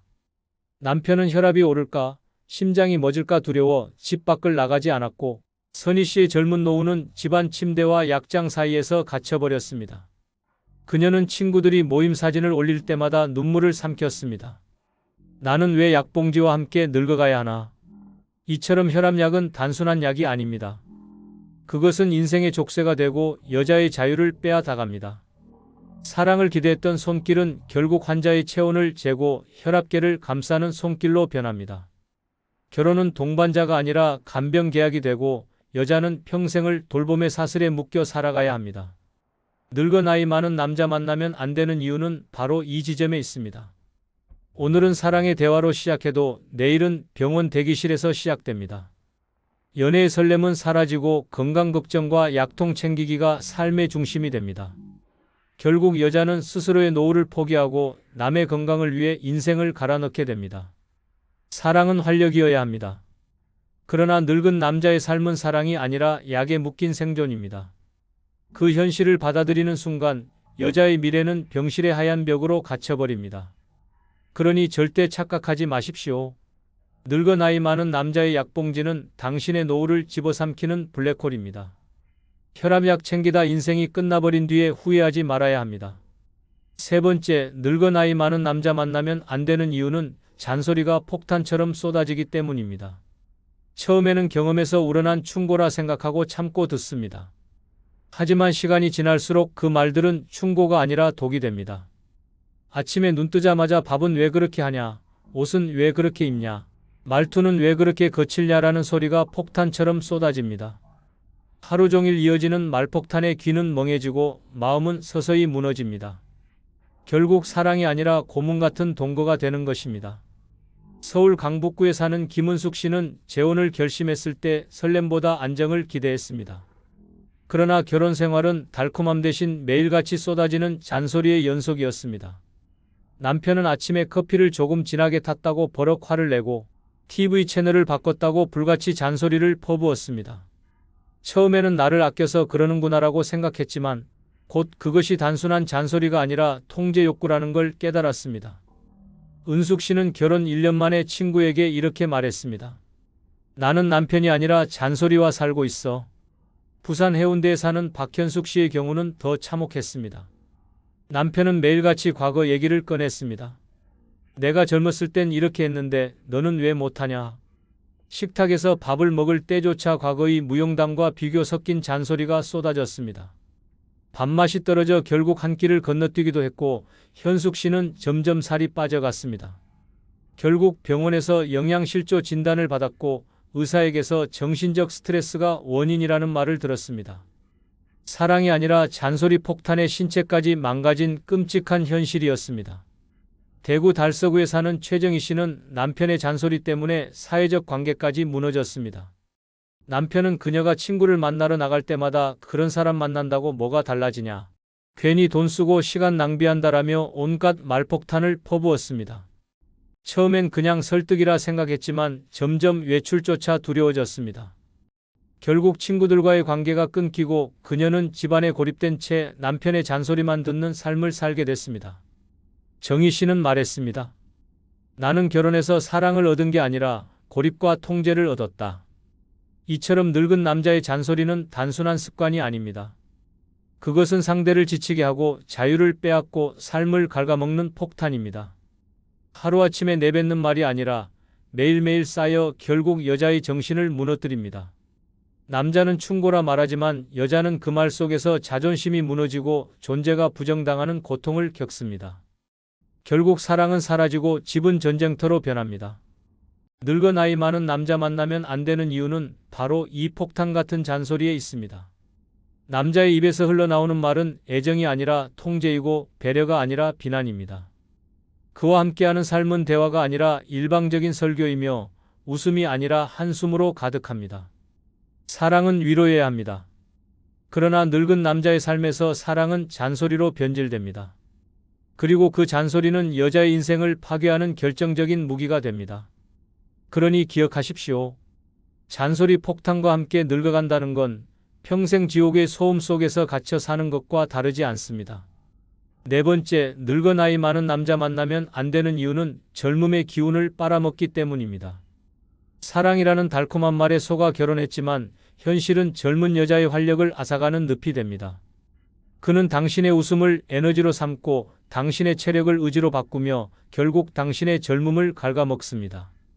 시작은 손을 잡고 산책하는 설렘이지만 끝은 지친 한숨과 주름진 얼굴로 남게 됩니다. 젊음은 꽃처럼 피어나야 하는데 늙은 남자는 그 꽃을 꺾어 자기 생존에만 쓰게 만드는 존재입니다. 서울 송파구에 사는 한지연 씨는 나이 차이 많은 남자와 결혼했습니다. 그는 늘 내가 널 지켜주겠다, 안정된 삶을 주겠다고 장담했습니다. 하지만 결혼 후 그녀의 삶은 완전히 달라졌습니다. 남편은 조금만 걸어도 숨을 헐떡이며 지연 씨에게 부축을 요구했고 밤마다 건강 불안을 털어놓으며 그녀의 수면을 빼앗았습니다. 친구들과 여행 가고 싶다는 말조차 꺼내지 못했습니다. 내가 빠져나가면 난 죽는다는 남편의 말이 족쇄처럼 매달렸기 때문입니다. 결국 지연 씨는 40대에 이미 늙어버린 듯한 얼굴로 거울을 바라보며 울었습니다. 부산 남포동의 김선영 씨는 더 심각했습니다. 결혼 초기만 해도 남편의 배려가 고마웠습니다. 그러나 시간이 지날수록 그녀의 젊음은 남편의 의존 속에 소모됐습니다. 주말이면 친구들과의 약속 대신 남편의 병원 동행이 일상이 됐고 건강식 챙기느라 그녀의 취미와 여가는 사라졌습니다. 결국 10년이 채 안 돼 그녀는 10살은 더 늙어 보인다는 말을 들었습니다. 남편 곁에 있는 순간 그녀의 생기는 빨려나갔고 삶은 점점 무거운 돌덩이가 되어갔습니다. 대구 북구의 박민정 씨는 결혼 후 남편의 끊임없는 집착에 갇혔습니다. 남편은 젊은 내가 곁에 있어야 내가 숨을 쉰다며 그녀를 붙잡았습니다. 민정 씨가 새로운 사람을 만나거나 일을 하려 하면 남편은 너의 젊음을 남에게 뺏기지 말라며 막아섰습니다. 결국 그녀는 친구, 사회, 직업 모두 잃고 오직 남편의 그림자 속에 갇혀 살았습니다. 그 결과 민정 씨는 40이 되기도 전에 우울증 약을 손에 쥐고 있었습니다. 남편의 사랑은 그녀의 젊음을 흡혈하듯 빨아먹은 독이었습니다. 이렇듯 늙은 남자와의 삶은 젊음을 지켜주는 것이 아니라 앗아가는 과정입니다. 당신의 웃음은 그의 위로가 되고 당신의 활력은 그의 생존 에너지가 됩니다. 그러나 당신 자신에게는 아무것도 남지 않습니다. 나눠 가져야 할 사랑은 일방적인 소모가 되고 당신의 청춘은 그의 불안과 무력함을 떠받치는 연료로만 쓰입니다. 늙어 나이 많은 남자 만나면 안 되는 이유는 바로 여기에 있습니다. 그는 당신의 젊음을 빛나게 하지 않습니다. 오히려 당신을 병원, 약봉지, 불안의 그림자 속으로 끌어들이며 당신이 가진 마지막 생기마저 빨아들입니다. 결국 당신은 사랑을 준 게 아니라 젊음을 바친 희생양이 되고 맙니다. 사랑은 서로를 살리는 힘이어야 합니다. 그러나 늙은 남자의 사랑은 흡혈처럼 젊음을 갉아먹는 함정입니다. 그러니 명심하십시오. 젊음은 다시 돌아오지 않습니다. 늙은 남자의 품에 안기는 순간 당신의 삶은 활력이 아닌 고통의 늪으로 변합니다. 5번째, 늙어 나이 많은 남자 만나면 안 되는 이유는 경제적 안정이 환상에 불과하기 때문입니다. 많은 여성들이 나이 든 남자를 선택할 때 가장 크게 기대하는 것이 경제적 안정입니다. 그는 연금이 든든하다, 집이 몇 채 있다, 노후는 걱정 없다며 자신 있게 말합니다. 하지만 현실은 정반대입니다. 연금은 생활비에도 턱없이 부족하고 집은 은행 담보에 묶여 있으며 자식들은 끊임없이 돈을 요구합니다. 안정이라 믿고 들어간 순간 여자는 남의 빚과 파산을 떠안는 비극적인 삶의 주인공이 됩니다. 서울에 사는 김미선 씨는 재혼을 결심했습니다. 상대 남자가 늘 나는 연금만으로도 넉넉하다, 집도 2채나 있다라고 자랑했기 때문입니다. 처음에는 믿을만 했습니다.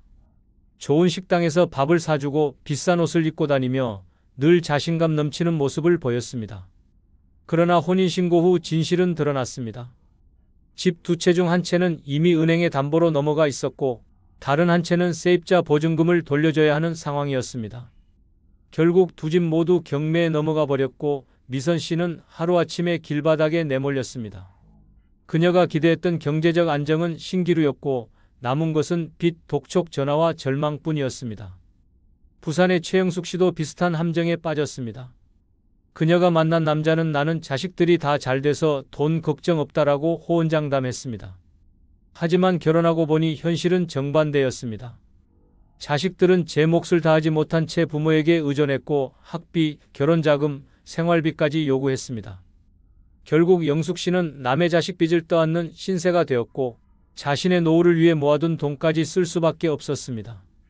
사랑이라 믿었던 결혼이 결국 남의 가족을 먹여 살리는 노예 계약으로 변한 것입니다. 대구의 윤정희 씨는 더 끔찍한 현실을 마주했습니다. 남편은 나는 연금만으로도 한 달 생활비가 충분하다라며 자신을 어필했습니다. 하지만 결혼 후 드러난 것은 수천만 원의 도박빚이었습니다. 매달 들어오는 연금은 고스란히 빚 이자에 빨려 들어갔고 윤 씨의 이름으로 된 신용카드까지 망가졌습니다. 결국 신용불량자가 되어버린 그녀는 이혼조차 쉽지 않았습니다. 사랑이라 믿고 건넨 손이 족쇄로 돌아온 참혹한 현실이었습니다. 이렇듯 경제적 안정이라는 말은 대부분 허상입니다. 늙은 남자일수록 체면과 의세에 집착합니다. 연금은 부풀려 말하고 재산은 실제보다 화려하게 꾸밉니다. 여자는 그 말에 속아 안정을 기대하지만 결혼 후 맞닥뜨리는 건 빚더미, 병원비, 그리고 끝없는 갈등입니다. 기대했던 안락한 노후는 눈앞에서 산산조각 나고 결국 여성은 남의 인생짐을 떠안아 자신의 노후까지 망쳐버립니다. 늙어 나이 많은 남자 만나면 안 되는 이유는 바로 그가 약속하는 안정이 착취의 덫으로 변하기 때문입니다. 사랑이라는 가면 뒤에서 여자의 돈과 노동을 요구하고 그녀의 인생을 갉아먹습니다. 여자는 파트너가 아니라 남자의 구멍난 인생을 메워주는 희생양이 됩니다. 그러니 기억해야 합니다. 진짜 안정은 남의 입에서 나오는 허풍이 아니라 스스로 지켜낸 삶에서만 나옵니다. 늙어 나이 많은 남자의 달콤한 말에 속는 순간 당신의 노후는 지옥으로 바뀝니다. 경제적 안정은 결코 남이 보장해주는 것이 아닙니다. 오직 내 힘으로 지켜낼 때만 진짜 안정이 되는 것입니다. 6번째, 늙어 나이 많은 남자 만나면 안 되는 이유는 항상 눈치 보며 살아야 하기 때문입니다. 사랑이라 믿고 시작했지만 현실은 한순간도 편히 숨 쉴 수 없는 삶으로 변합니다. 그의 표정 하나, 한숨 소리 하나에도 여자는 가슴이 철렁 내려앉습니다. 마치 지뢰밭 위를 걷듯 언제 터질지 모르는 화와 짜증에 시달리며 하루하루를 살아갑니다. 눈치를 보는 삶은 사랑이 아니라 고문이고 노후의 행복이 아니라 끝없는 불안입니다. 서울 강남구에 사는 김지연 씨는 나이 많은 남자와 재혼했습니다. 처음에는 든든하고 의지가 되는 사람이라 생각했습니다. 하지만 결혼 후 일상은 전쟁터였습니다. 남편은 사소한 일에도 표정이 굳었고 지연 씨는 늘 그의 눈치를 보며 살았습니다. TV 채널을 잘못 돌렸다는 이유로 차가운 눈빛을 받고 반찬간이 맞지 않는다는 말에 한숨을 들어야 했습니다. 오늘은 기분이 괜찮을까, 화내지 않을까라는 생각이 머릿속을 떠나지 않았습니다. 결국 지연 씨는 친구에게 이렇게 털어놓았습니다. 나는 아내가 아니라 감정해소용 인형 같아. 부산 서구에 사는 박선영 씨의 삶은 더 비참했습니다. 남편은 늘 과거의 권위를 내세우며 목소리를 높였습니다. 외출을 준비할 때조차 그 옷은 왜 입냐, 그 화장은 왜 하냐라며 간섭했고 선영 씨는 점점 자신을 잃어갔습니다. 한 번은 친구와 저녁 약속을 잡았다가 남편의 심기를 건드렸다는 이유로 약속을 취소해야 했습니다. 친구들은 그녀에게 왜 항상 그렇게 남편 눈치만 보냐고 물었지만 선영 씨는 대답조차 하지 못했습니다. 결국 그녀는 친구들과 멀어지고 세상과 단절된 채 남편의 표정 하나에 인생을 맞추는 노예가 되어버렸습니다. 대구 달성군의 최민정 씨도 비슷한 고통을 겪었습니다. 남편은 늘 건강이 나쁘다며 예민했고 그 예민함은 곧 잔소리와 불평으로 돌아왔습니다. 민정 씨는 밥상을 차리면서도 혹시 짜다고 할까, 싱겁다고 할까를 걱정했습니다. 집안일을 하면서도 괜히 소리 나면 화내지 않을까 두려웠습니다. 잠들기 전조차 남편의 뒤척임에 눈을 뜨며 하루 24시간 눈치를 보며 사는 삶이 이어졌습니다. 결국 그녀는 병원에서 극심한 불안장애 진단을 받았습니다. 의사는 계속 이렇게 살면 몸까지 망가진다라고 경고했습니다. 이렇듯 늙은 남자와의 결혼은 안정이 아니라 긴장의 연속입니다. 여자는 상대의 눈치를 보느라 자기 자신을 버리고 결국 삶 전체가 피폐해집니다. 웃음은 사라지고 말조차 줄어들며 사람답게 살 권리를 잃어버립니다. 그의 기분이 법이 되고 그녀의 존재는 그저 맞춰주는 그림자로 전락합니다. 늙어 나이 많은 남자 만나면 안 되는 이유는 바로 이 끝없는 눈치 보기 때문입니다. 남편의 표정과 기분에 인생을 걸고 스스로를 잃어버리는 삶은 결코 사랑이 아닙니다. 그것은 지배와 복종이며 고통의 덫입니다. 사랑은 편안해야 합니다. 그러나 늙은 남자와의 삶은 편안함이 아니라 긴장과 두려움입니다. 항상 눈치를 보며 사는 순간 당신의 삶은 더 이상 당신 것이 아닙니다. 그러니 기억하십시오. 늙은 남자의 곁에 서는 순간 당신의 노후는 행복이 아니라 끝없는 눈치의 지옥으로 변해버린다는 사실을. 여보, 당신은 왜 그렇게 죽을 때까지 일만 하려는 거야? 안 벌면 불안하잖아. 노후에 돈 없으면 어쩌려고. 이제 그만해. 젊었을 때 고생한 보상으로 딱 1년만 원 없이 놀아봐. 그래야 당신 인생이 살아. 다 부질없다. 65세 이후엔 노는 게 최고인 이유는 일을 놓지 못한 채 하루하루를 버티다 보면 결국 돈은 남아도 내 삶은 사라지기 때문입니다. 통장 속 숫자는 늘어나지만 내 몸은 무너지고 내 마음은 메말라갑니다. 병원 침대에 누워 억울하게 후회하는 순간 그제야 깨닫습니다. 차라리 놀걸, 차라리 쓸걸. 돈은 쌓아둘수록 무겁지만 내가 웃으며 쓰는 순간은 인생을 살려내는 불꽃이 됩니다. 지금 쓰는 여행비가 내 행복이고 지금 먹는 한 끼가 내 추억입니다. 노년의 진짜 지혜는 더 버는 게 아니라 지금 살아있음을 누리는 것에 있습니다. 구독, 좋아요, 알림 설정 누르시면 시작하겠습니다. 아울러 주변의 소중한 분들에게 많은 공유 부탁드립니다. 다 부질없다. 65세 이후엔 노는 게 최고인 첫 번째 이유는 아껴둔 돈은 결국 다른 사람이 대신 쓰기 때문입니다. 평생 죽도록 일해 모아둔 돈을 내가 쓰지 못하면 결국 그 돈은 내 손을 떠나 남의 손에 들어가게 됩니다. 그리고 그 순간부터 돈은 내 것이 아니고 내가 흘린 땀의 흔적조차 남지 않습니다.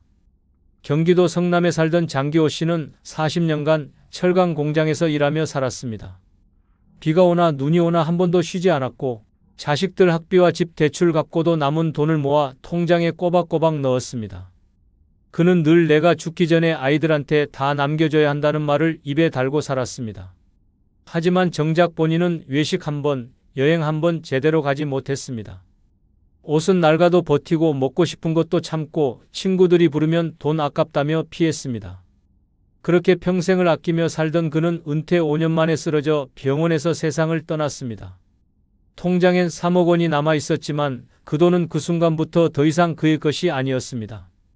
자식들이 나눠 갖는 과정에서 갈등이 불거졌고 결국 형제 사이가 갈라졌습니다. 장 씨가 평생 고생해 모은 돈은 본인에게 단 한순간의 행복도 주지 못했고 남은 가족에게는 싸움의 불씨가 되었을 뿐입니다. 돈은 내가 살아있을 때 내가 직접 쓰는 순간에만 내 것입니다. 내가 입으로 맛보고 눈으로 보고 몸으로 느끼며 쓰는 그 순간에만 돈은 내 삶을 빛내는 도구가 됩니다. 그렇지 않으면 그 돈은 결국 다른 사람 손에 들어가 낭비되거나 내가 의도하지 않은 방식으로 사라집니다. 부모가 아껴둔 돈을 자식이 허투루 쓰는 경우는 흔합니다. 몇십 년 피땀 흘려 모은 돈이 고작 몇 달 만에 외제차 값이나 유흥비로 날아가는 모습을 본다면 그것보다 허무한 일이 어디 있겠습니까? 전북 군산의 김순자 씨는 정반대의 선택을 했습니다. 남편이 세상을 떠난 뒤 그녀는 깨달았습니다. 내가 안 쓰면 이 돈은 결국 내 것이 아니다. 그는 적금을 깨고 평생 하고 싶던 일을 했습니다. 친구들과 전국 여행을 다니며 사진을 남겼고 손주들에게 맛있는 음식을 사주며 웃음을 나눴습니다. 가고 싶었던 강릉 바다를 보며 이게 내 돈의 값어치구나라고 눈물을 흘렸습니다. 그 순간 돈은 단순한 숫자가 아니라 평생의 노고가 결실로 돌아온 증거였습니다. 김 씨는 말했습니다. 내가 쓴 돈만이 내 것이고 웃음으로 돌아온 순간만이 내 인생이에요. 노년에 아껴둔 돈은 안전망이 아니라 족쇄가 될 수 있습니다. 혹시 모를 미래를 위해라는 명분으로 돈을 움켜쥐고만 있다 보면 정작 내 삶은 현재가 사라지고 불안과 걱정만 남습니다. 그렇게 쌓아둔 돈은 결국 남의 손에 들어가고 내 인생의 노력은 허무하게 지워집니다. 하지만 지금 내가 쓰는 돈은 내 삶의 역사가 되고 내 존재를 증명하는 힘이 됩니다. 내가 쓰는 순간 돈은 추억으로, 행복으로, 웃음으로 변합니다. 다 부질없습니다. 아껴둔 돈은 결국 다른 사람이 대신 씁니다. 내가 쓰지 않으면 내 것이 아니고 내 삶도 아닌 것입니다. 그러니 지금 당장 내 손으로 내 행복을 위해 써야 합니다. 오늘 내가 쓰는 돈이야말로 진짜 내 것이고 내 인생을 살아있게 만드는 유일한 증거입니다. 당신의 노년을 후회와 허무함으로 남길 것인지 웃음과 추억으로 채울 것인지는 지금의 선택에 달려 있습니다. 다 부질없다. 65세 이후엔 노는 게 최고인 두 번째 이유는 돈은 쓸 때 내 거지 안 쓰면 도둑 맞는 것이기 때문입니다. 전남 순천의 한 어르신은 평생 한 푼이라도 모아야 산다는 말을 입에 달고 살았습니다. 친구들이 이제 좀 쓰며 살라고 권해도 그는 늘 나중에 자식들한테 보태주려고라며 거절했습니다. 외식 한 번, 여행 한 번 없이 살아온 결과 통장에는 수억 원이 쌓였습니다. 그러나 정작 본인이 세상을 떠난 순간부터 그 돈은 순식간에 그의 것이 아니게 되었습니다. 장례식장에서부터 자식들은 서로 누가 더 많이 가져가야 한다며 얼굴을 붉혔고 결국 법정으로까지 이어졌습니다. 피땀 흘려 모은 돈이 가족을 지켜주기는커녕 자식들의 전쟁 도구로 변한 것입니다. 결국 그는 생전에 한 번도 제대로 누려보지 못한 채 죽고 난 뒤엔 돈마저 도둑 맞는 처참한 결말을 맞았습니다. 돈은 통장 속 숫자로 남아있을 때는 내 것이 아닙니다. 내가 꺼내 쓰는 순간에만 비로소 내 것이 됩니다. 내가 먹고 싶은 음식을 사 먹을 때, 가고 싶던 여행지에 가는 비행기 표를 끊을 때, 좋아하는 물건을 사는 순간 돈은 진짜로 내 인생이 됩니다. 그렇지 않으면 그 돈은 언제든 자식들의 욕심, 남의 다툼, 병원의 영수증으로 도둑맞게 됩니다. 내가 누리지 못한 돈은 결국 남의 손으로 흘러가고 그 과정에서 원망과 갈등만 남습니다. 실제로 서울 도봉구에 사는 김순자 씨는 반대의 길을 택했습니다. 그는 남편이 세상을 떠난 뒤 남은 적금과 연금을 움켜쥐고 살지 않았습니다. 오히려 지금 안 쓰면 내 것이 아니다라며 스스로를 위해 쓰기 시작했습니다. 평생 가고 싶던 경주 여행을 다녀왔고 손주들과 제주도에서 맛집을 돌며 웃음을 나눴습니다. 동네 친구들에게 밥도 사고 자신을 위해 비싼 옷도 한 벌 장만했습니다. 주변에서는 돈이 아깝지 않으냐고 물었지만 그녀는 웃으며 대답했습니다. 내가 지금 쓰니까 내 돈이지 내가 안 쓰면 남이 가져갈 돈이에요. 그렇게 산 그녀의 얼굴에는 늙음보다 활기가 묻어났습니다. 돈을 쓴 만큼 자존감도 살았고 웃음도 늘어났습니다. 돈은 결국 내 인생을 살리기 위한 도구입니다. 하지만 쓰지 않으면 도구가 아니라 쇠사슬이 됩니다. 쌓아둔 돈에만 집착하다 보면 결국 무겁게 짓눌려 산송장처럼 살아가게 됩니다. 반대로 쓰는 순간 그 돈은 나의 자유가 되고 나의 즐거움이 되고 나의 자존감을 일으켜 세웁니다. 먹고 싶은 것을 먹으며 이건 내 힘으로 산 거야 라는 당당함을 느낄 때, 여행을 다니며 내가 살아있다라는 감각을 되찾을 때, 그 돈은 비로소 내 삶을 살려내는 불꽃이 됩니다. 노년의 가장 큰 후회는 돈을 못 모았다가 아닙니다. 돈이 있는데도 못 썼다는 것입니다. 아껴두다 병원비로 다 날려버리고 남겨둔 돈 때문에 자식들이 싸우고 결국 내가 누리지 못한 채 사라진다면 그것보다 허무한 인생이 어디 있겠습니까? 내 인생은 내가 살아내야 합니다. 그러려면 지금 당장 내 손으로 돈을 꺼내 쓰는 용기가 필요합니다. 다 부질없다. 돈은 쓸 때만 내 것입니다. 내가 안 쓰면 결국 도둑 맞습니다. 은행 잔고는 나를 지켜주지 않습니다. 지금 내가 쓰는 돈만이 내 인생을 빛내고 내 자존심을 살리고 내 존재를 증명합니다. 당신의 노년을 도둑맞은 돈과 후회로 채울 것인지 웃음과 추억으로 채울 것인지는 바로 지금의 선택에 달려 있습니다. 다 부질없다. 65세 이후엔 노는 게 최고인 세 번째 이유는 돈 안 쓰고 떠난 사람, 다들 후회하며 눈 감기 때문입니다. 평생 아끼며 살던 사람들의 마지막은 너무나도 비슷합니다. 경기도 안양에 살던 박영수 씨는 젊을 때부터 돈을 허투루 쓰지 않았습니다. 동네 사람들끼리 여행을 가자 해도 늘 돈 아깝다, 나중에 여유 있으면 가자라고 말하며 거절했고, 아내가 외식이라도 하자고 해도 집에서 해먹는 게 훨씬 싸다며 단칼에 잘랐습니다. 그렇게 수십 년을 모아 통장에는 억대 재산이 쌓였습니다. 그는 늘 뿌듯해하며 말했습니다. 나는 늙어도 든든하다. 그러나 정작 그의 인생에서 즐거웠다는 순간을 찾기는 힘들었습니다. 70세가 되던 해 박 씨는 큰 병을 얻었습니다. 병원에 입원한 그는 숨을 거두기 직전 아내에게 이런 말을 남겼습니다. 내가 참 바보였다. 돈은 남았는데 내 인생은 다 잃었구나. 마지막까지도 아끼느라 제대로 누리지 못한 삶에 대한 후회가 목구멍을 태우고 있었습니다. 아내는 통곡하며 말했습니다.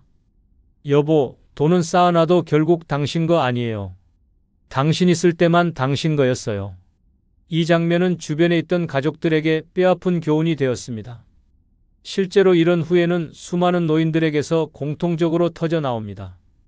평생 돈을 모으느라 하고 싶던 일을 미루고 먹고 싶던 음식을 참으며 가고 싶던 길을 외면하다. 결국 병실에서 숨을 거두는 순간 깨닫습니다. 내가 돈을 아꼈던 게 아니라 내 인생을 아꼈던 거구나. 그 후회의 깊이는 죽음 앞에서 더 날카롭게 다가옵니다. 돈은 남아있는데 내 손으로 쓴 기억이 없으니 인생은 빈 껍데기로 사라지는 것입니다. 반대로 돈을 과감히 쓴 사람들의 노년은 전혀 다릅니다. 전북 군산에 사는 최은자 씨는 남편을 먼저 떠나보낸 뒤 마음을 고쳐먹었습니다. 돈은 내가 쓸 때만 내 거다. 그는 모아둔 적금을 깨고 하고 싶던 일들을 하나씩 실행했습니다. 동네 친구들과 전국 여행을 다니고 손주들과 외식도 자주 했습니다. 평생 입어보고 싶던 비싼 옷도 한 벌 샀습니다. 그는 웃으며 말했습니다. 이제야 내가 내 인생을 사는 것 같아. 그의 얼굴에는 늙음보다 생기가 가득했고 주변 사람들은 최 씨는 돈을 써서 젊음을 되찾았다고 말했습니다. 돈은 쌓아두면 자식들의 싸움판이나 병원비로 사라질 뿐 나를 위해 빛나지 않습니다. 내가 꺼내 쓰는 순간에만 내 것이 되고 그때에만 내 인생을 빛내는 도구가 됩니다. 돈을 쓰지 않고 떠난 사람들은 모두 같은 말을 남깁니다. 조금만 더 즐길 걸, 조금만 더 써볼 걸. 하지만 그 말은 무덤 속에서 아무 소용이 없습니다. 노년의 가장 어리석은 선택은 아껴서 후회하는 것입니다. 반대로 가장 현명한 선택은 지금 쓰며 살아있는 순간을 만드는 것입니다. 여행지의 바람을 느끼는 순간, 맛있는 음식을 맛보는 순간, 사랑하는 사람과 웃으며 보내는 순간이야말로 인생의 진짜 값어치입니다. 돈은 그 순간을 가능하게 해주는 열쇠입니다. 다 부질없습니다. 돈 안 쓰고 떠난 사람 결국 모두 후회하며 눈을 감습니다. 당신은 그 길을 따라가겠습니까? 아니면 지금 당장 내 인생을 위해 돈을 쓰며 웃고 떠나겠습니까? 인생은 단 한 번뿐이고 돈은 쓸 때만 내 것입니다. 지금 쓰는 그 순간이 바로 당신이 살아있음을 증명하는 가장 확실한 방법입니다. 다 부질없다. 65세 이후엔 노는 게 최고인 네 번째 이유는 돈을 쓰지 못하면 내 노력의 역사가 지워지기 때문입니다. 평생 땀 흘려 일하며 모은 돈은 결국 내가 어떻게 쓰느냐에 따라 가치가 결정됩니다. 전북 익산의 김도연 씨는 젊은 시절 새벽부터 밤까지 공장에서 일하며 돈을 모았습니다. 휴일도 반납하고 술 한 잔도 사치라 여기며 오직 저축에 매달렸습니다. 그렇게 40년을 바쳐 모은 돈은 억 단위로 불어났습니다. 그는 늘 뿌듯해하며 말했습니다. 내가 얼마나 고생했는데 이 돈은 내 인생의 증거다. 하지만 정작 그 돈을 자기 삶에 쓰지 못한 채 세상을 떠난 순간 그의 노력의 역사는 한순간에 무너졌습니다. 남겨진 자식들은 그 돈을 두고 다투었고 결국 아버지의 피땀은 추억이 아니라 소송 서류로 남았습니다. 그토록 고생했던 세월이 고마움으로 기억된 게 아니라 다툼과 원망으로 덮인 것입니다. 돈은 단순한 숫자가 아니라 내가 살아온 발자취입니다. 젊은 날 밤을 새워본 돈, 손에 굳은 살이 배기도록 모은 돈은 내가 살아온 시간 그 자체입니다. 그런데 그 돈을 쓰지 못하면 그 역사는 아무 의미가 없어집니다. 내가 직접 꺼내 쓰며 행복을 느끼는 순간 내 노력은 빛을 발합니다. 여행지에서 바람을 맞으며 내가 이곳에 오기 위해 평생 일했지라고 말할 때 맛있는 음식을 먹으며 내 땀의 결실이 이 한 끼로 돌아왔구나라고 느낄 때 그제야 내 역사가 인생 속에 새겨집니다.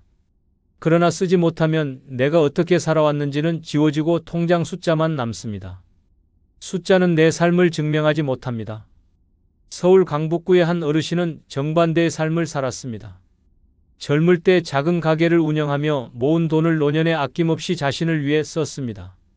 친구들과 전국을 돌며 사진을 남기고 손주들에게 맛있는 음식을 사주며 웃음을 나눴습니다. 그가 세상을 떠난 뒤 가족들은 돈보다 추억을 이야기했습니다. 아버지는 평생 열심히 살았고 마지막까지 본인답게 행복하게 쓰셨다.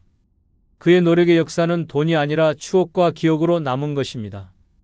돈을 쓴 덕분에 그는 고생만 한 아버지가 아니라 삶을 제대로 누린 어른으로 기억되었습니다. 노년에 돈을 쓰지 못하면 결국 내 땀의 가치도 사라지고 내 삶의 노력은 흔적 없이 지워집니다. 그러나 쓰는 순간 그 돈은 내 역사에 색을 입힙니다. 나를 웃게 하고 주변 사람들에게 기억을 남기고 내 존재가 헛되지 않았음을 증명합니다. 다 부질없습니다. 돈은 쓰지 않으면 단순한 종이에 불과하고 내가 쓰는 순간에만 내 노력의 역사가 됩니다. 병원비로 허무하게 사라지거나 자식들 다툼의 불씨로 변하기 전에 지금 당장 내 삶을 위해 써야 합니다. 그렇게 쓸 때 내 땀과 고생의 흔적이 사라지지 않고 아름다운 이야기로 남습니다. 당신의 노년을 지워진 역사로 만들 것인지 살아있는 역사로 남길 것인지는 지금의 선택에 달려 있습니다. 다 부질없다. 65세 이후엔 노는 게 최고인 5번째 이유는 돈을 쓰며 웃는 게 가장 값진 인생의 결실이기 때문입니다. 평생을 허리띠 졸라매며 살아온 사람도 결국 마지막 순간에 깨닫습니다. 내가 버티며 모은 돈의 진짜 가치는 통장에 숫자가 늘어난 데 있지 않고 내가 직접 쓰면서 남긴 웃음과 행복에 있다는 것을 말입니다. 전남 여수의 박영호 씨는 젊을 때부터 가족을 위해 온갖 고생을 다했습니다. 새벽마다 바다에 나가 물고기를 잡았고 비 오는 날에도 장화를 신고 시장에 나가 생선을 팔았습니다. 자식들 학비와 집 장만을 위해 자신의 옷 한 벌, 술 한 잔조차 아끼며 모았습니다. 은퇴 후에는 통장에 수억 원이 쌓였지만 정작 본인은 한 번도 여행을 가본 적 없었고 친구들과 마음 편히 웃으며 밥을 먹은 적도 드물었습니다. 그렇게 버티다 병을 얻어 병원 침대에 눕게 된 그는 눈을 감기 전 이런 말을 남겼습니다. 내가 왜 그 돈을 안 쓰고 살았을까? 웃어본 기억이 없네. 그의 자식들은 재산을 물려받았지만 아버지의 얼굴에 남은 표정은 평생의 고생이 지운 웃음 없는 모습이었습니다. 반대로 충북 제천의 김정순 씨는 다른 선택을 했습니다. 남편이 세상을 떠난 뒤 그는 자신을 위해 과감히 돈을 쓰기 시작했습니다. 평생 해보고 싶던 수영을 배우고 친구들과 전국을 다니며 맛있는 음식을 먹었습니다. 제주도에서 바닷바람을 맞으며 웃었고 손주들과 디즈니 영화를 보며 함께 아이스크림을 먹었습니다. 그는 늘 말했습니다.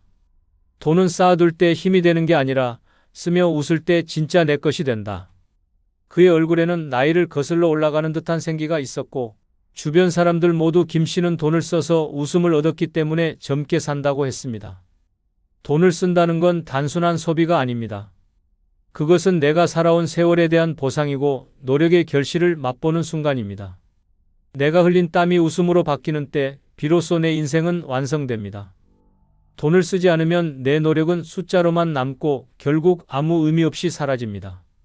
그러나 내가 웃으며 쓰는 순간 그 돈은 기억이 되고 추억이 되며 나의 자존감을 지켜주는 힘이 됩니다.